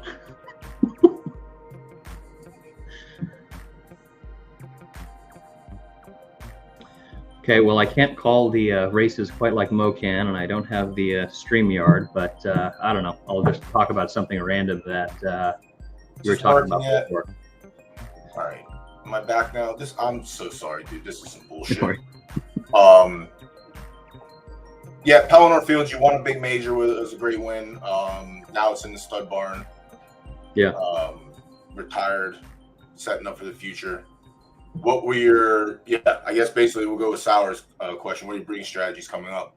That's where I was going to hit now that you actually have that active. Sure. Just get your stable pulled back up here. Sure. Yeah, I mean, I think Pellinor is going to feature fairly heavily now that he is retired. I've been experimenting with different studs, both in-house and on the open market in the first couple seasons. I think there's only one Pellinor full that I have currently. I think the plan will be to have Pellinor, be a bit more active, maybe like 3 or 4 different attempts with Pellinor, and then scaling back maybe Monarch slightly, and scaling back a couple of the others slightly, maybe Zebra. I think it is a numbers game. I mean, there's a lot of active discussion in Discord around, are there things that we don't really understand just from looking at the breeding reports? What's the significance of like the wicks and the boxes on the box and whisker plots? But I do think that with the rice pieces in place, you just keep trying it, and eventually you're going to get the outcome you want. It's just a question of how many shots on goal you have if you think you have a viable strategy. That said, to Sour's question, I think I'm going to switch up maybe a couple of other things. I might spring for one of the more expensive LD studs, like potentially Morningwood, or I'm sorry, I forget the name of the other one, Rose of Zion, just to kind of see how it compares to what I've done in-house. And then at some point, Rock of Cashel, my main remaining horse, is going to have to probably come off and retire at some point. This is an interesting one. So this is Breaking Bad you have up, right? Yeah, I was going to say, you didn't get the S+, but somebody did get the S+. So it gives me hope. On Fool's Day. So this was one that we highlighted that was kind of nice looking, but that's gonna be a really good one. That actually kind of goes to one of the breeding strategies that people have talked about for a while, which is, I think if you click into those PFPs, there's actually some like matches on matches going on here in terms of like the background of the mares in question. I could be wrong, but I think that they may have similar colors or the same colors. One is darker than the other. Yeah, there's something though there, like someone can check this, but I remember scrolling through it, and when you look at the attributes on like Soul Scan, I think that there was like a quote unquote match one back in the line between those two mares. It may not have been the color, but it was something. It's really bothered me that I can't remember it right now. That's a maybe. Stens was supposed to stop by. That's why I wanted him up here, because I don't know shit about the profile picture. So like when everyone's talking about, they're just like spewing numbers and this, I'm like, yeah, go ahead. Once we get to the point where I can start talking about stallion names instead of profile pictures, then we'll be good. But yeah, I don't know. I did not get any profile pictures. I do remember when they minted. That was around the time when I started when I was in a pony club with a couple other people. I was telling them like, this is a game we need to pay attention to. We talked about getting some of the profile pictures, but that was still during the gold rush of NFT. So that was something that we zigged on, and we plan on just buying horses. Yeah, I still have some Star Atlas ships lying around, and I think I still have some Steppen shoes that I didn't sell. They're just kind of chilling there. We'll see. There's a lot of NFTs sitting around doing nothing now, so I'm just happy that these actually. Well, I guess these technically aren't NFTs anymore. I don't know. Whatever they are. But yeah, I that's why I wanted Stens up here for those kind of intricate details, because I know there's a lot of profile picture talk going on right now, and like I said, it will phase out, I believe, at some point, and then I don't have to ever worry about it. So like when people start talking about it, I just sit back and let them, you do your thing. But like Sour said, there is a correlation, so maybe that's they're not Sours, Sir P-Red, sorry. Yeah, the interesting thing is going to be, like I was alluding to earlier, when you fast forward a few seasons and you take a look at the progeny and you see if there actually is a delta between the outcomes for really similar studs. Like, for example, Apollo and Pellinor are really similar on paper, and they tended to trade off wins pretty frequently during the different seasons as well. And I still think that there are intricacies here kind of behind the scenes, even for things that look similar on the surface, where you're not going to really get it until you're in it for a few months or a few seasons. I don't think we're going to get to the point where there's the equivalent of, what was the famous one, War Admiral? I can't remember if it was War Admiral or one Man of War maybe, who's basically in the DNA of every modern horse or something like that. Yeah. I don't know if we're going to get there. Maybe we will at some point, but I'm not convinced that it's going to be. It's a long It may time. not be obvious. How about that? Yeah, it's going to be a long time because that's one thing. And when we were talking about the maidens still running, like I had the chart up and like there's like I told them with like inbreeding and stuff, you can see it. It only matters when you get past like a certain generation of it. But if you pull up a horse today's breeding chart and you go back, you can find so many duplicates on each side the further it goes back. But I think that is I'm trying to remember if it was War Admiral that had the DNA in there. But at this point in IRL, that's where we're at. But it's definitely going to be a long time before we get there in this game. And I hope the game goes forever and we get to see something like that. But that's something that's like pushed back. It's a ways out for sure. And I mean, and you're going to see the flip side of it too, right? You're going to see horses that are like Secretariat in real life, which are just fantastic racers. And then they're just kind of like, they're kind of okay when it comes to the breeding side of things, right? Yeah. And it's going to be like that. Like my best example that I give people is back in the early 2000s, there was a colt that sold for $7 million at the sale. The Green Monkey, he was called. He ran 3 times. He ran third, and he never ran again after the 3 times. And then they tried to breed him, and not a single one of he was just a dud. Like everyone bought, like the money was spent because of genetics and DNA and what could be what this is. Yeah. And it just ended up being a multiple $1 million sink. And the horse never did anything. And at a certain point, I think it like hurt itself while it was in the pasture, and they ended up having to put it down. But like, wow, it's it's gonna be part of the game. We're gonna have shitty horses or horses that have the blood, and like I feel like a lot of them now, because we've seen a lot of people breeding up. They have that blood, and on paper they look like they should be something, but they're nothing on the track and they're nothing in the breeding barn.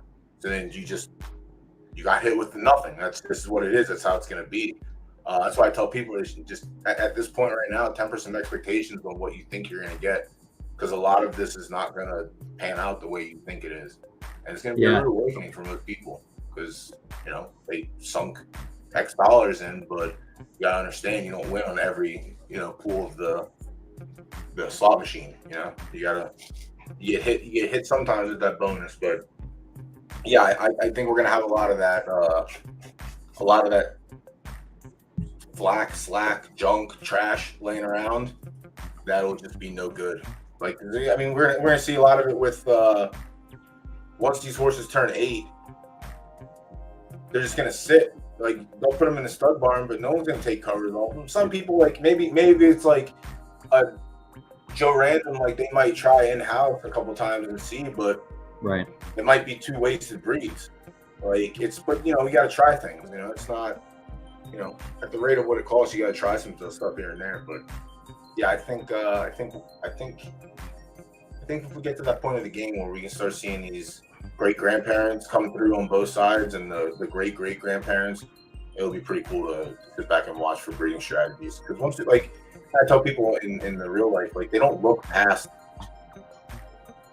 don't look past great grandparents. So it's parents, grandparents, great grandparents. So three generations. So like inbreeding won't be relevant until then. I know a lot of people are doing like, maybe not by choice and maybe by accident, but a lot of like inbreeding has gotten done in the first 2 seasons so far. So like those are horses I feel like maybe you get lucky and you hit with one, but most of the time it's just going to be poop, we'll say, for better terms. And I think for new folk, this is a decent time. You were kind of hitting on this before. This is a decent time to experiment a bit with the lower prices in the stud barn, right? Because you are seeing S's, like especially in LTS, you're seeing really good S horses that are out for like the floor. So if you're just getting in and you happen to have a filly, this might be the time to try that. I personally don't like jumping a ton of grades at once. But if you want to do that experiment, I mean, this might be a decent time to try that kind of experiment. If you take a look, LTS, especially there, and Sours, yes, I saw the comments and I thought of Futurama immediately for some reason. But yeah, it's definitely worth a shot. I feel like the good and bad in that is if you do that and you end up like, it's great if you end up with a Philly. If you end up with a Colt where you jumped your B+ up to an S and got like an A+, and it's a Colt, but like if you end up with a Philly, now you have that 1-of-1 for breeding. Like you can build your tree, and that's one thing you were talking about last week with because a lot of people are doing the fast breeding, but there's people out there like Mo's, they're building the roots, they're building a foundation to have these bloodlines, like to try and not pinpoint, but like to try and make a consistent breeding line. But I mean, I'm jumping. I jumped, whatever. I mean, I'm working with 2 S minuses, so it's not really jumping because you can't really, you find the best S minus or the best S, and that's what your game is. You hope to go, at that point, you just hope for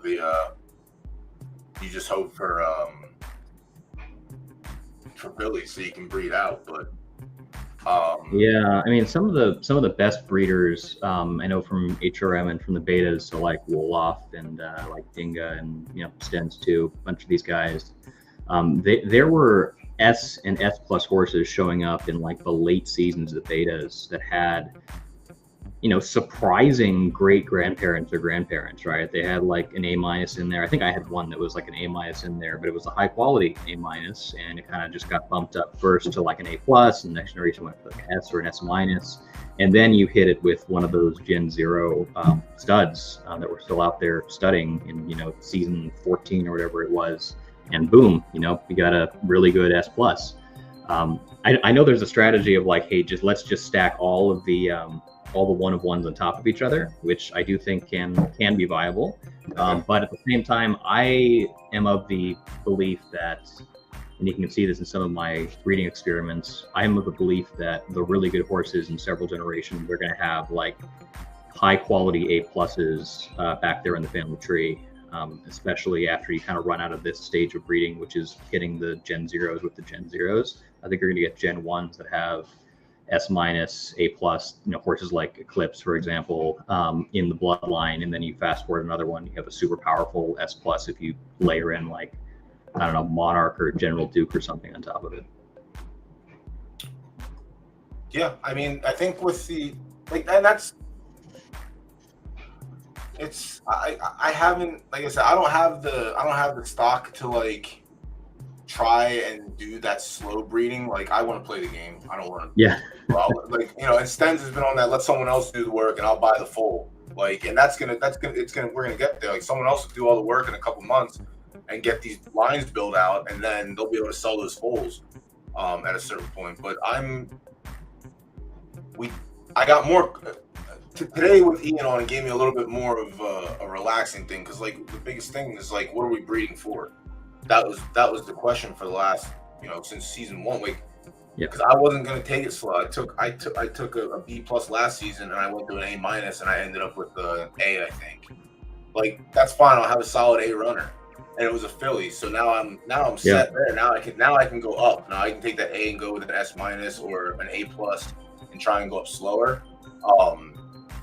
But yeah, virtual Kentucky Derby, that's the only thing, but not everyone can achieve breeding to that. You know what I mean? Like, we need that. Like, are we going to have a sprint series for 2-year-olds? Because if we're only targeting, like, if you're only targeting a Derby runner, like, not everyone can do that shit. You know what I mean? Obviously, you got some Derby contenders in your stable, as we can see right here.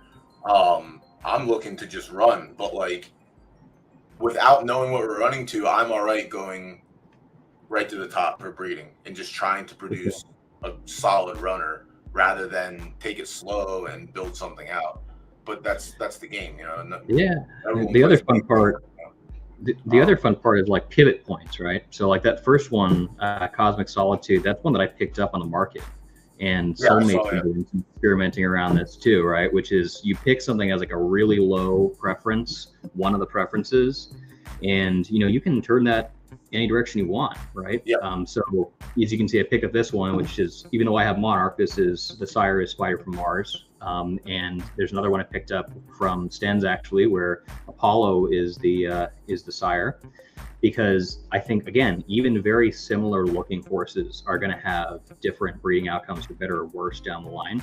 And there's no way to have exposure to that unless you're trying to do some of these experiments, right? But to the pivot point,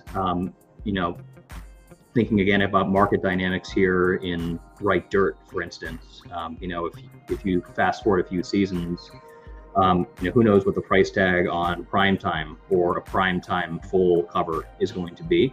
And that's an opportunity to potentially take that half star in left and then the decent stars in dirt and firm and pivot that right into someone who can run on right dirt, if you are able to do the right unlocks. And I think there's going to be a lot of interesting crossbreeding with that as a thesis, which is, hey, I hate to use the PFP terminology, but maybe the best Astro blood is on right dirt, and we need to find a way to bring it over to left dirt. Or maybe the best ticket window is in left turf, and we need to find a way to bring that into left dirt or right turf or something like that. A lot of different levers to pull here. I remember this getting really unmanageable around season 10 or 12 of the betas. Yeah, it was a lot. I got eight seasons of breeding in with one horse, and by the time it got to the fourth season of it, I was already all right, we're retiring the mares, and then it went from one horse to 30 horses in 8 seasons just from wanting to try different things.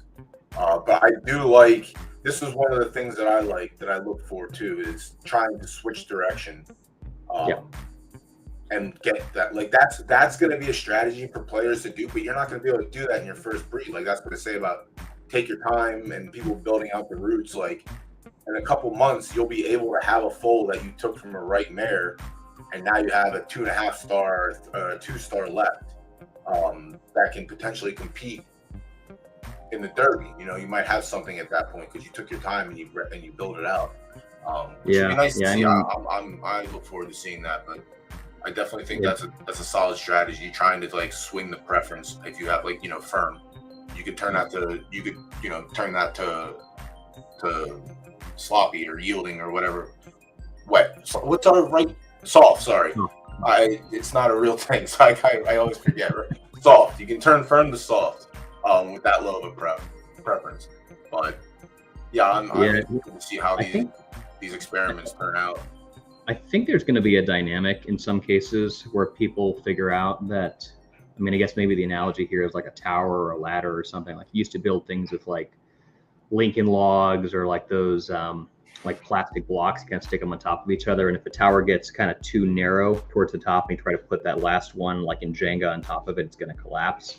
I think some people are going to discover, and I'm probably going to be part of this group of people, that you've gotten to SS minus, or you've gotten to S plus, or you've gotten to SS, but for whatever reason, you're missing something, and that something could be temper, it could be stamina, and you are just looking back and you're realizing, wow, maybe I should have tried to do X of that second layer of the tower instead of plugging another 1-of-1 breed or something like that. So I think in many cases, people are going to look back and be like, okay, so I understand now why the strategy you're describing, which is building up, a solid foundation from Bs, As, S minuses, etc., is actually going to be necessary foundation for some of these later combinations of breeds as we move towards later stages of the game. And there's just really no way to know that until we get there, because we didn't even get that far, frankly, in the betas, and the economics and the incentives were different because it was all just, airdrop free Derby.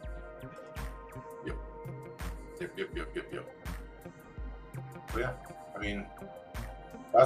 I don't want to keep you too much longer. I feel like we covered a decent amount on breeding. Like I said, your stable is one of the it's one of the ones to look at. When we see the 3-year-olds hit the track for the Derby and we start seeing the contenders come out, we'll know by 2 who's going to be what. But I have a feeling we'll definitely see your stable competing monthly in the virtual Kentucky Derby or other series we have. It's one that'll, I imagine the top 10 stables from the beginning of the game will likely not shift out that much. You will continue to be the top stables as the game progresses, whether it's in breeding or racing. And that's one thing I talked about earlier. It's like at a certain point, when do you stop being a racing stable and start being a breeding stable? Or I mean, it's obviously it's up to you to figure out how to manage that, but like you'll know which foals you want to keep and which ones you'll look to sell. So I guess that'll make it easier. Definitely. Yeah, no, I appreciate it. Thank you, first of all. I'd also say that I'm just a gamer at heart, so it's going to be hard for me to make that switch. Yeah, that's fair. I have not made the smartest economic decisions in this game, but I really like playing the game.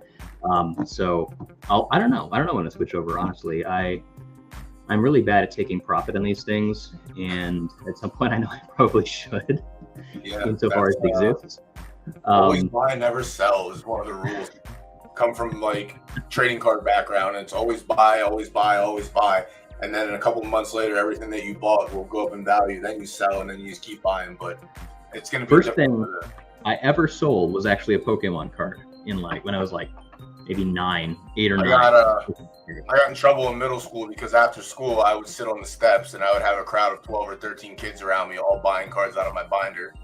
And the teachers and principals wanted to know why is there a crowd of kids hanging out on the steps around one person. Obviously, I went to an inner city school, so they assumed drugs at first. But once they found out it was Pokemon cards, it was basically the second thing next to drugs. You know what I mean? At that point in time in the 90s, Jesus Christ, everyone thought it was the devil. But yeah, it turned into buying and selling from there, and then just hustle. There's always a dollar to make.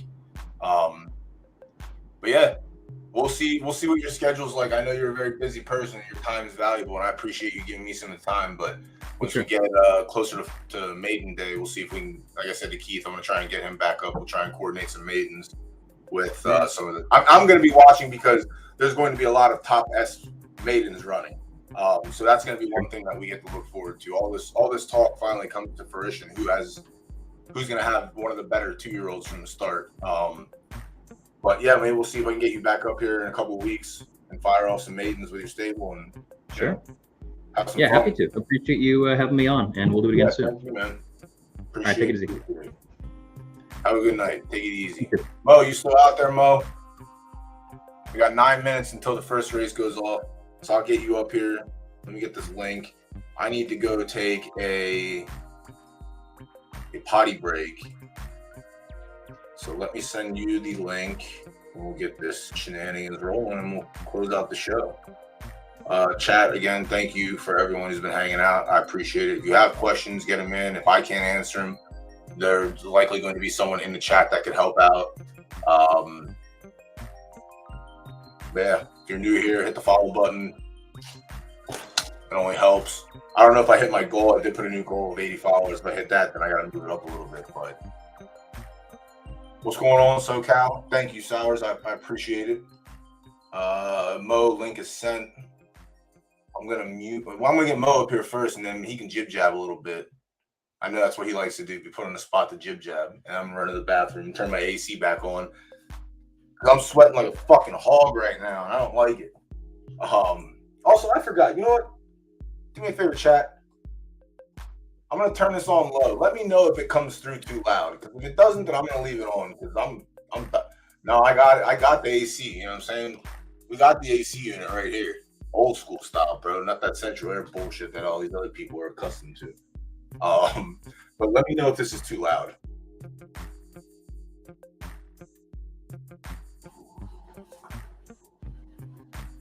Any discrepancies, chat? Is that too much?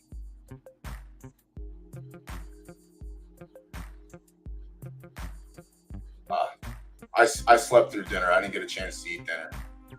All right, if that's not too crazy, then I'm gonna leave that running while we stream. I talk loud enough that it's there, but I don't want it fucking humming in the background while everyone else is trying to talk. All right, Mo, what's going on? Oh, nice shades, homie. Oh, nice shades. Yo, what's going on, brother? What's going on? I'm gonna let you have the wheel real quick. I need to run off and use the potty for a second. All right, go. Do you want me to you want to share your screen so you can like scroll through? Sure. We do have 5 minutes for the second handicap to close for wagering. Not that didn't get a full field. I don't know what it is. On Thursday night, you get 3 races. On Tuesday night, I get 1.5 races. I don't know what's going on here. I don't know if you tuned in. You were on Thursday show. I asked about that. I was like, so we're gonna even the schedule out. I did hear. I got you. I did hear. We'll get there at some point, but yeah, let me just pull this window up here. yeah, if you want to share your screen and look around while. All right, let me put you on here. All right. Oh shit. I'm sharing you. Yeah, pull the screen you're gonna share out of the window. No, I'm gonna change it. Yeah, I got it. Gotcha. I think we have. I want to do a little stream section. That's until all. the other race gets off and firing. 6, 10. So just over 10K in the pool. We'll get there. We need a little more push on these things to get some awareness on them, but we'll get these pools up there. Looks like everyone has a bet on them, which is kind of dope. My hidden alpha, I bet Rolling Thunder across the board, and I have a big show bet on Aegon the Conqueror in this race. I didn't get enough time to talk about the race like I wanted to, but I also didn't plan on Ian coming up today, so we're running the fly around here. But yeah, all right, Mo, go ahead. It's your stream. I'll BRB. All right, cool. All right, chat, you're stuck with me. I know you guys thought you were escaping my ass on Tuesday night, but lo and behold, here we are. What's going on, chat? Hope everybody's doing well. It was a good stream tonight. Always good to hear from Boss Man. Pretty sure you guys still see my screen. Yes, you do. Okay. So let's take a gander. We're gonna look at Targaryen in here. I forgot to enter any of my horses. Madden came out yesterday, ruined my life. This music in the background is trippy. Crackerjack from Elite Racing, Burna Boy looks like the post-time favorite. Had a GBG. What up, High Octane? Americano out of Eisenhart. Alpha Zulu, Elite Racing. Contender out of Races Breed Luck. Stronger also out of Races Breed Luck. Then we got La Jolla with Undertow. Koros out of Races Breed Luck. Signal the Beginning, A+ out of Eisenhart. Aegon the Conqueror, Crisis Stables, Rodeo Rebel, Phantom Stable. I always feel like I see new stables sometimes. Arabian Nights, Silk Road Stables, Rolling Thunder from Eisenhart, Gone Fishing out of La Jolla, and Copy Pasta from Elite Racing. And if you guys want to fast forward to the second race, I feel like this is almost the Bigfoot Stables extravaganza, or the showcase of all the horses that actually don't run this direction or preference, but here we are. Yeah, you got one snuck in there, so that's kind of dope. You don't like me I at got all? 3. Or you don't like Mo? Either way, I don't like you either. I don't even know who the fuck you are. I don't like you either. How you like that? Wait, what I miss? Chat. Someone from YouTube doesn't like one of us. I don't know who it is. Oh, YouTube. Yeah, YouTube hates me. YouTube hates That's real fine. people. And again, you know, you're pretty real too, so it could be either one of us at this point, right? I don't know who the fuck Jolene WTH is. Who are you? Oh, that's fine. You can like Mo. I personally don't care if you like me or not. That's all right. That's one thing people are going to learn real quick about me. Your opinions of me mean shit. So good luck with that. If that gets me a thumbs down on YouTube, that gets me a thumbs down on YouTube. I don't give a shit, bro. Sis, homie, homeboy, homegirl. Don't care. Mo, let me get this race pulled up for you real quick. And I'll let you get the call away. Also, sorry, Mo, I didn't mean for you to get caught in the crossfire. You know, we do things a little different around here. We don't let personal attacks happen. Are you good? You that's the first person that's hated me on the internet? Nah, man, I've been doing this shit for like I don't 15 think they years hate now you. They since like Justin you. TV, You're- so... You're a cool skeleton, bro. Look. They think you're cool shit. I think you're cool too. I appreciate that, likewise. I mean, I was in different spaces too. I mean, I was in toxic Madden, NBA 2K type communities, you know what I mean? So that's a whole different world. I'm not here to impress people, you know? It's not Of course. Well, we'll get you, Oh, we'll bag get of you a bones. call here. Did you put a wager down, or are you still anti win play show bets? No, I was the music in the background, man, just gets me like zoned out when I was watching the stream, and I had the handicap and I had MJ's tool up, and I never put a bet in, so I am guilty of that. High Octane. It's linked to my last tweet that I put out. My bad. Yeah, listen, I've had fun the last few. I've hit the winner in last Tuesday, and Thursday night I hit the winner also. So I've been on a pretty nice little streak here. Pretty happy with that. It's fun, you know. Obviously, we'll get more going, but. And who do you want? Who you want on here? I'm on. Shit. Oh my god! It fucking froze on me. If you have another photo finish window open, you got to close the other window sometimes. There you go. Fair enough. Got me. I'm on Rolling Thunder here. Cool. Good luck. Let me give you the full screen. Oops. All right, ladies and gentlemen, we are here on After Dark with DoughBoy. Don't forget to like the channel, or actually we're on Twitch. Subscribe to the channel. Do you have a sub button? I don't even know, but if you can, do it. I'm allowed to. If not, all right, follow the channel then. Get them up there so we can get a sub button, ladies and gentlemen. That's what we do here. And the race is off, and it's Crackerjack out to the lead. Then comes Copy Pasta on the extreme outside. We got 16 running. It's Rolling Thunder on the inside shoulder. Aegon the Conqueror there as well. Up for fourth, that's Arabian Nights, and Stronger make it Alpha Zulu, carrying 10 pounds. Gonna take the top of the leaderboard here as they head around the first turn rather than this 11 furlong right turning affair. And I am Rusty. It's Copy Pasta up top, leads by half a length, but now challenged by Rolling Thunder. Rolling Thunder goes on by, take the lead, make that Arabian Nights, and this is a wild early affair here as the field's going to cross the wire for the first time. Who wants their picture taken? Everybody wave to the current leader. That's Arabian Nights. Shows the way here, half a length. There comes Rodeo Rebel. Down at the rails, Alpha Zulu with a ground-saving trip just on the inside of Karos Koros. In fifth, Gone Fishing at 7.6 to 1. Then Rolling Thunder now, your new 6-plate runner. Half mile and 51 and change. And we ain't done, son. We got 6 furlongs to go. Alpha Zulu up top now. Karos Koros in second. Gone Fishing in third. Not quite sure who was leading the second to go, but I'm pretty sure they're off the board. Up for third, though, it's Gone Fishing, now joined by Rolling Thunder here on the outside. Contender, new face here on the board, and Stronger carrying 2 pounds in sixth there in the orange silks. 3/4 and 117 as this field heads down the backstretch, and they are tight like a dolphin's butt, ladies and gentlemen, watertight even. Kairos Koro still up top. Contender now tries to make some room, gets up into second. Alpha Zulu still tucked in at the rail, but might have found some traffic there as Crackerjack goes by. Contender takes the field around the turn. This is the one to catch now as Stronger is off the rail looking for tail, but Crackerjack is there as well.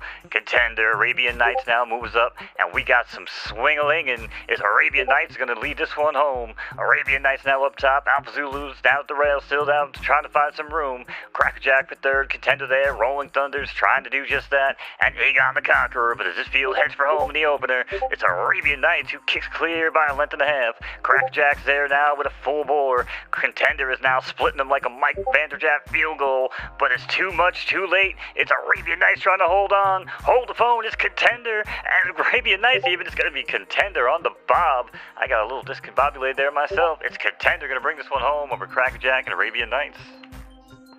Excellent call. Thank you. Contender was a B. Contender was one of the B's that I also liked. I'm telling you, man, the B's back to back to back. Like, B's are the handicap fields. My 2 bets ran 4th and 5th. That was a good race. That was a hell of a race, man. I love a lot of action.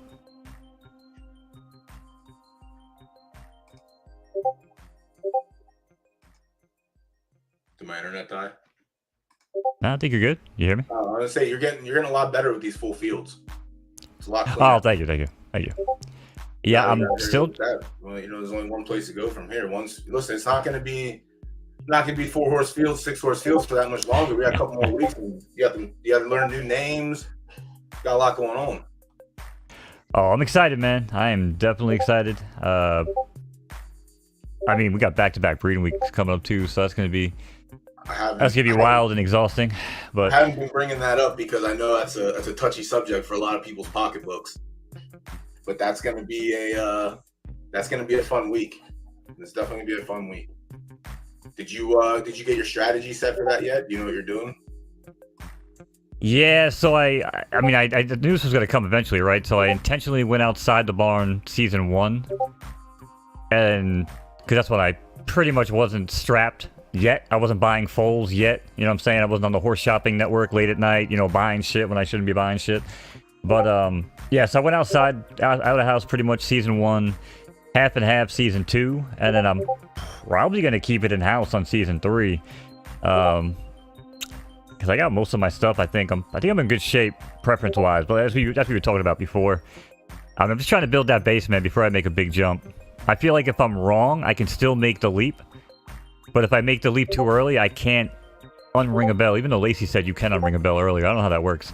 But I was gonna ask you that, but there was too much going on. But I feel like if right now you got Mike Sauer triggered in chat with all the Discord notifications. My bad, Mike. Oh my god, you got the angry ex-girlfriend stalking him on Discord. What the fuck? No, he says I have my sounds on. I don't know what the hell he's talking about. Your the Discord notifications are coming through. I'm not even getting Discord notifications. Oh, it's not me. Yeah. Interesting. That's all right. It'd be like that sometimes. But yeah. I mean, I'll mute my screen audio. Maybe that'll change. Target. Maybe. Yeah, maybe that did. I didn't know. I don't know, man. I ignore stuff like that. There was a time we were on stream and it was 3 of us and we had a nice stream going and you could hear someone's fire alarm going off, like that fucking beep. Oh, the battery check. The battery check, and it kept going off. off. Dude. And when we finally figured out who it was, we all lost their shit because we told them it was them to begin with, but they didn't want to listen. But yeah, I think the way you're taking the breeding is probably. I mean, I'm not gonna say there's a right and wrong way. I don't ever say No. You're obviously doing it wrong, and you're obviously doing it wrong. But right now, I think building out the roots to have a firm bloodline to feed out your stable is probably the way to go, because you didn't come in with all S's, correct?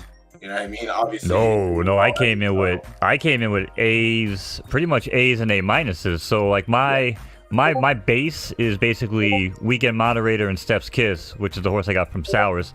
I mean, those two together created an A plus. And when I bred Steps Kiss outside the barn with Neptune, it actually only gave me back an A. So that actually does tell me that Weekend Moderator does have that higher peak, because when they were analyzing one of MJ's horses who bred with Weekend Moderator, it also had a really high score on Sowers' chart too. It was ranked pretty high. So I mean, that's kind of what I'm looking at. So, and that's my once a month $10 a breed, so are you going to run that back this month and see what happens? I have to. 2 weeks, I mean, back-to-back breeding seasons, I pretty much have to. Fair enough. Oh yeah, dude, your Discord, you're getting blown up on Discord right now. That's crazy, because I muted Discord. I muted pretty much all my audio except for whatever I'm hearing from you. I love it. Like I said, it doesn't bother me, but I know people are gonna get pissed in chat, and I love it. I'm sick. You'll learn that. Like other people getting annoyed by things makes me happy sometimes. So I like that. Also, this person that doesn't like me but likes you wants to know if there's a place to donate to you. No, they don't want to. They don't want to donate to. That's fine. I don't ask for donations. I don't need donations. But they want my donation box for DoughBoy's downfall. That makes me happy. I love when people want me to fail. That makes me so happy. I love it. Well, it depends how much they donate me, because I got to give you 2%, right? Isn't that your going rate? Listen, I don't need that kind of money from them. They can keep their money. You can keep that money. That's dirty money to me. I don't want people that don't like me giving me things. I don't like that secondhand. That's tainted at this point. For me, anyway. I want you to get yours. That's all that matters. You get yours, and you do more. You come up here and use your voice. I just talk. So, if I'm not worried about it. I've been taken care of. I have been more than taken care of by this community. I love, and you know what? And maybe this is my fault for asking you to come up here. Maybe they don't like you coming on other people's streams. They just want the most streams. I can understand that. No. Trust me. My favorite show went to a different network. You know what I mean? Yeah, but you gotta have the crossover, man. And that's why I told you from the jump, dude. Like, the more people that want to stream, I don't need to stream 7 days a week, man. Like I don't. This was fun. I had fun. I like this. I like when curveballs, we'll say, are thrown in. Let me get you the Of course. Here. Makes me happy. It makes the night entertaining, especially at 11 o'clock at night. You know, we got some entertainment. Yep, litting in the shit. I don't think the claiming race is filled, so that's butt cheeks. Maybe I did ask them about potentially lowering them, the claiming tag. Maybe people want to enter them. Like we had one filled in the last 3 weeks, I think. Yeah, we definitely need to, or they should probably address that. Shit. There we go. All right, it's all you, Mo. All right, thank you, DoughBoy. Again, guys, over on Twitch, don't forget to follow the channel. We can get this man a sub button, so then you can throw him your hard-earned money. But it's time for race 2, aka the Bigfoot Stables Classic. We got 3 running. I just noticed that. And they're off and running here. And if I don't win this one, I'm going to be a little embarrassed. But it's McGilla Gorilla going to take the lead here over Boy Named Sue, the pride and joy of the stable. Odds on Lightning there in third, followed by Cal and Old Slab Sides. As they head around the opening turn, this 11 furlong right turning affair on the dirt. Track is sloppy and racing is good here on After Dark. And Dino Shark's going to propel forward here with McGilla Gorilla opens up by 2. Break of 2.5, Boy Named Sue down there in the white silks. Then comes Cal. Old Slab Sides in fourth, and Odds On Lightning's going to trail the field here as they pass the wire for the first time. Opening quarter in 26 and change for McGilla Gorilla. Smile for the camera there, big fella, beautiful white. McGilla Gorilla now joined on the inside by Boy Named Sue, wants a piece of the action, but Cal will not be denied. Holy crap, we've never seen Cal do this. This guy has 2 wins in like 40 races, folks, but it's Cal who shows the way now round the bend. Boy Named Sue there up top, or down low rather, McGilla Gorilla up third. Break of 4, Old Slab Sides trying to keep up, and Odds On Lightning, nothing yet from the Bolt Man himself. But Cowell's going to be the one here. Boy Named Sue, these 2 stablemates, Monowith Swine. McGilla Gorilla up for thirds, trying to keep stride. Old Slab Side now falling back here, will be joined for last place by Odds On Lightning, carrying 4 pounds at 4.25 to 1. Got to talk to the odds makers. Can we just take off 0.05, making it even 420? But speaking of which, up top, 420 ain't nothing funny for Cal. Cal's now joined here by McGilla Gorilla. McGilla Gorilla says, yoink, give me back that lead. And here he goes now, round the bend, 1 mile in 1:45. We got 3 furlongs left here in the stream chat. But Boy Named Sue wants to have his moment. Boy Named Sue, first horse ever owned here in the stable, and now we have a frozen screen. Not quite. There we go, back in action. It's Boy Named Sue, still has the lead. Whew. And it's Boy Named Sue, leads by 2. Hey, that rhymes.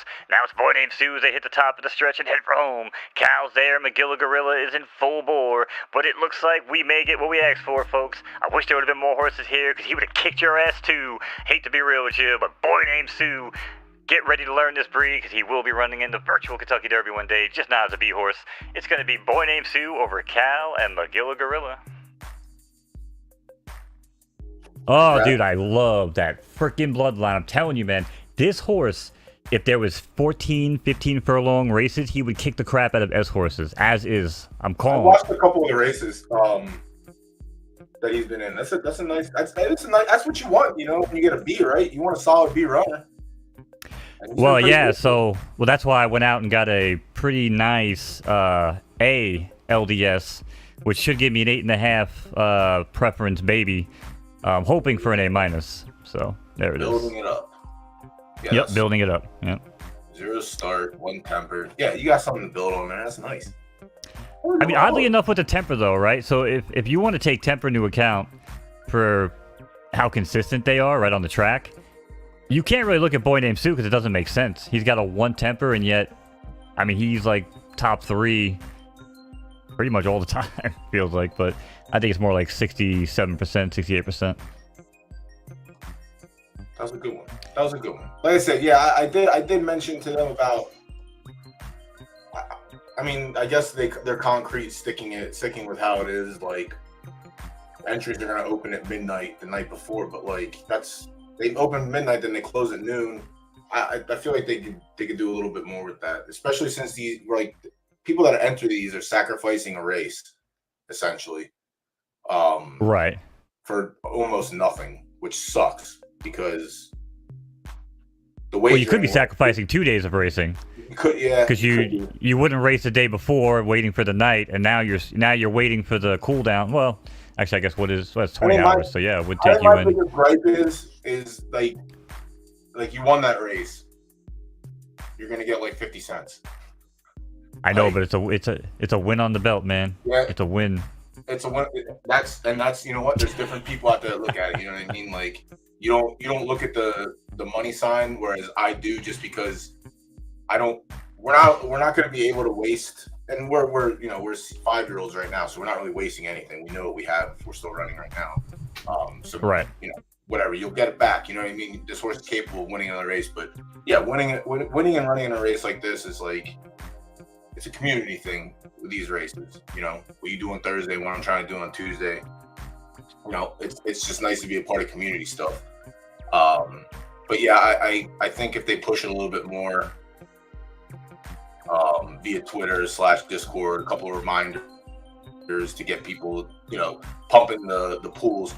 And maybe I did suggest maybe switching it from handicaps to like an allowance or like, something other than a handicap. Because me trying to explain a handicap to Keith earlier wasn't doing too well, but trying to explain that to people that are just coming in, it's quantum physics. You know what I mean? It's just hard to explain to them. But if we put like an allowance up there or something, we get people, that's easy to understand. Your A is I agree. going to carry 6 pounds. Your S- is going to carry, 10 pounds or whatever it is.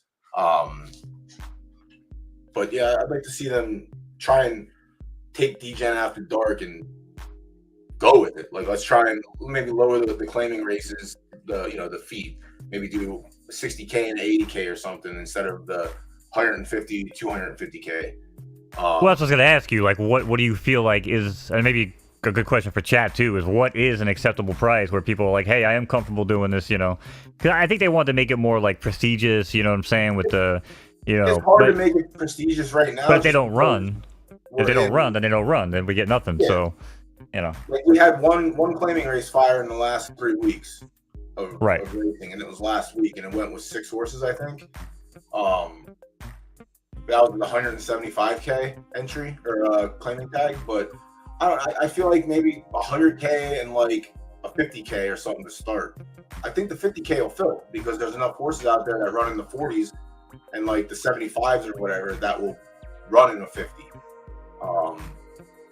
And I feel like not all of them, but most of the time you see the 100Ks fill. But yeah, it'll work the next few seasons. Obviously, once we have, that's what I mean. Like, as long as they keep going with this and keep trying to advance it and make it better as we go. Once the population fills out, we'll have those races filled. Yeah, probably. Yeah. That's just the problem right now, and that's one of the things we got to deal with. But like I said, with Ian being on earlier and mentioning that they are focusing on what one of the biggest bigger topics of the last few weeks have been is the schedule. It's very refreshing that they're going in the right direction with this, which is nice.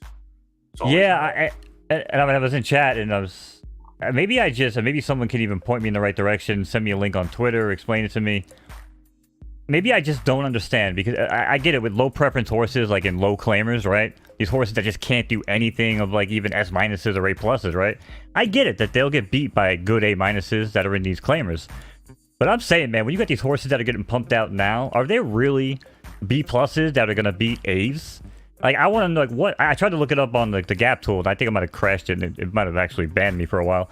But I was trying to get to the lowest race time of, let's say, like an A-, and I wanted to see like the fastest time on a B, because I am curious, like, how often are those horses actually going to win if you took 9 stars, like the best of the best? I'm not talking about these like 3 preference horses. I'm talking about horses that people are breeding right now.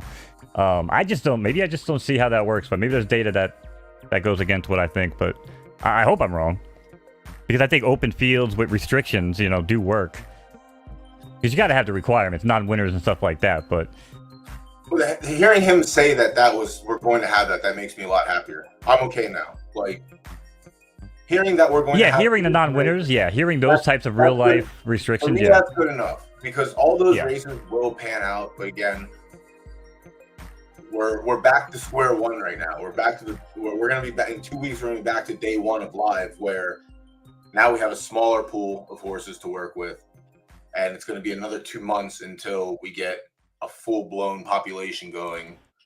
But after that, October is what I've been saying pretty much for the past 6 months now. So I did the math on it, right? And I think it still makes sense. I mean, I guess you could make an argument for September 2 being good or better, but once crop 1 and crop 2 mares retire and start breeding, and those foals hit, then we're in the game. Now we're going. There's every gear's moving. The only gear that has to keep improving is the schedule at that point. As long as we have an attackable schedule, people are going to breed. I mean, it's a breeding game at this point. We just need something to breed towards. Yeah, I agree. And you were talking about earlier. I mean, not everybody runs the virtual Kentucky Derby. I mean, you have Breeder Cup type stuff. I mean, I'm not even a big dirt guy, obviously, here in America, right? Like, I love turf racing. Like, I love American horse turf racing, and I love Australian turf racing too. But like, I just like watching horses run on the turf. My newest horse is named English Chanel. If you follow real horse racing, you know exactly what that plays off of, which is English Channel. You know, probably one of the greatest turf horses to run, best closer at least. So, you know, this is America. I know. Listen, Mike. Listen. If you're a big turf, well, they don't run Atlantic City anymore. Obviously, I'm sure you're familiar with Atlantic City racetrack. They ran, you know, they're in Garden State. Garden State, when Garden State was open, was the best turf course in America, year after year after year after year. And then Atlantic City ended up. It's only turf races during Atlantic City meets, but I think it's done. Like, I think they cooked it. But it I don't think they're coming back. 3 weeks of racing, and every race was ran on the grass. But beyond racetracks that are not existing anymore, Colonial Downs meet is open, and that's. I was about to say Colonial Downs. Yep. They got the downhill turf. What was the big races past weekend? It was their derby, their turf derby. I don't remember the name of it. But I had oh god, I feel like it changes every year. I don't even know. I had the opportunity to the guy I was working for at the time, Clifford Tice. He was from Cali, and he came east to Philadelphia with just like 20 horses to start. But he had some really nice horses, and we ran a horse down there during their derby weekend, and I had the chance to go down and groom the horse for the weekend. Dude, that is in the middle of fucking nowhere. I fell asleep while we were on the highway. I woke up I woke up out of the horse trailer and looked outside, and it's just trees everywhere. It's literally, the racetrack is covered, encased in trees. It's that far into the wilderness, which is nice. But yeah, it's just a beautiful track, beautiful turf course, beautiful track. Big fan.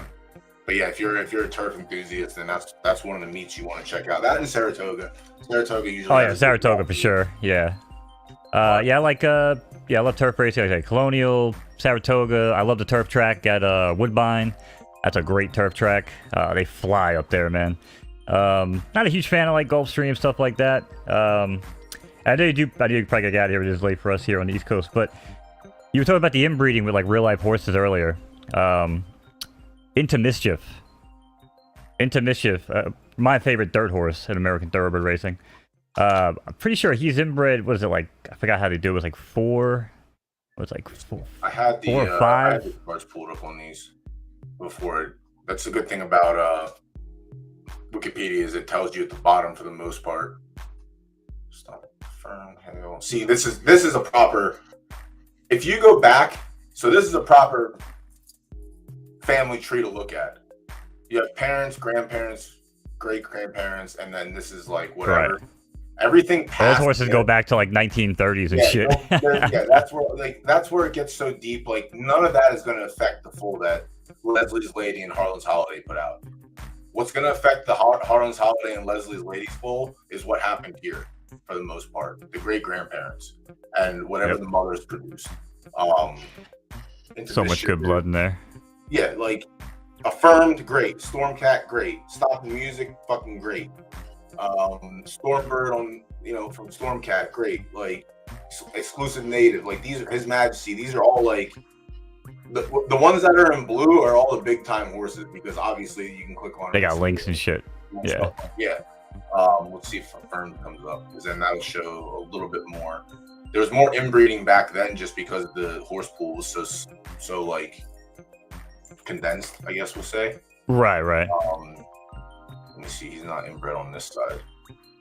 Native Dancer has a lot of inbreeding. Yeah, we'll check this out and then I'll wrap the stream in 5 minutes. It's pretty far back. Like I said, I came across. I was trying to find the link because I have all my thoroughbred stuff, but nowadays I'm so freaking lost in PFL land.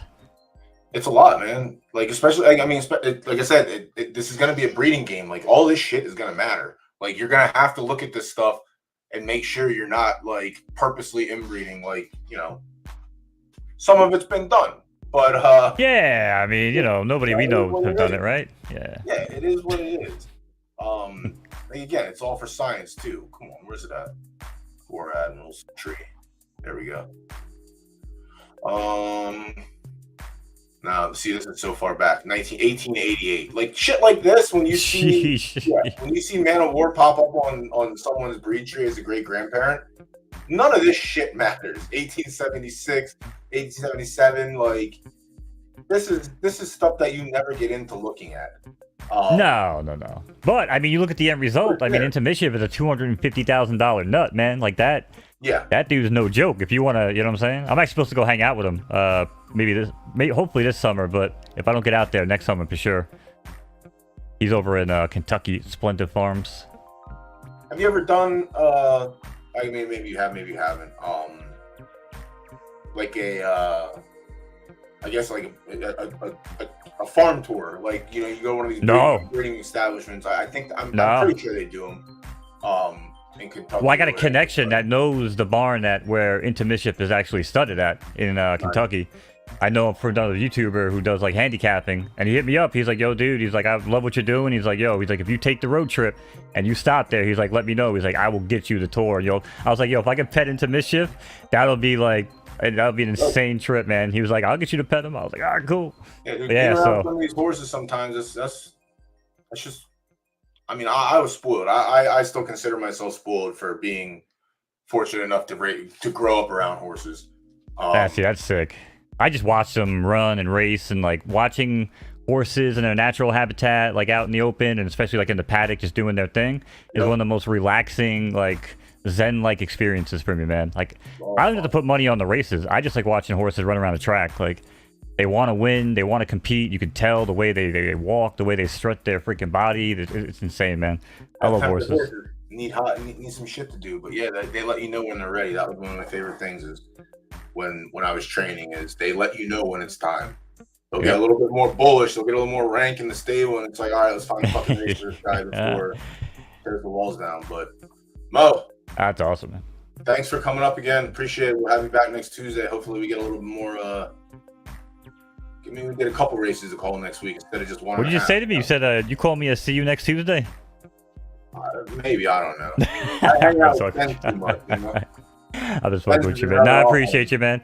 And I don't get a chance to talk real horse racing with too many people outside of my uncle, so this has been cool too. So talk real horse racing. I don't give a shit. I love talking real horse racing. Like I said, I used to get when I was 12. I used to get the sales books delivered to my house. And like during study hall, I would be in there looking at them because like my dad would go to the sales and I would just give him the book and like circle everything that I thought I liked. But that's most of the dope, stuff bro. that I fucking circled ended up going for multiple hundreds of thousands. So there was no getting one of those. We were in the anything under 15,000 range, and that's how. I know that. But hell yeah, man. We'll talk. But yo, thanks again for having me on, brother. Chat. Have a good night, and as always, be kind and rewind. Talk to you soon. Take it easy, Mo. Peace. Chat, thank you very much for hanging out. We'll do the 30-second countdown here, and I'll be on my way. Appreciate everyone hanging out tonight. This will be up on YouTube for recording for goodsies. So, you know, you were a late bloomer. You didn't get here when Ian was on. I will try and put the timestamp out for that. And we'll see you probably next Tuesday, but maybe I'll get a Friday streaming. But other than that, take it easy. Take care. Brush your hair.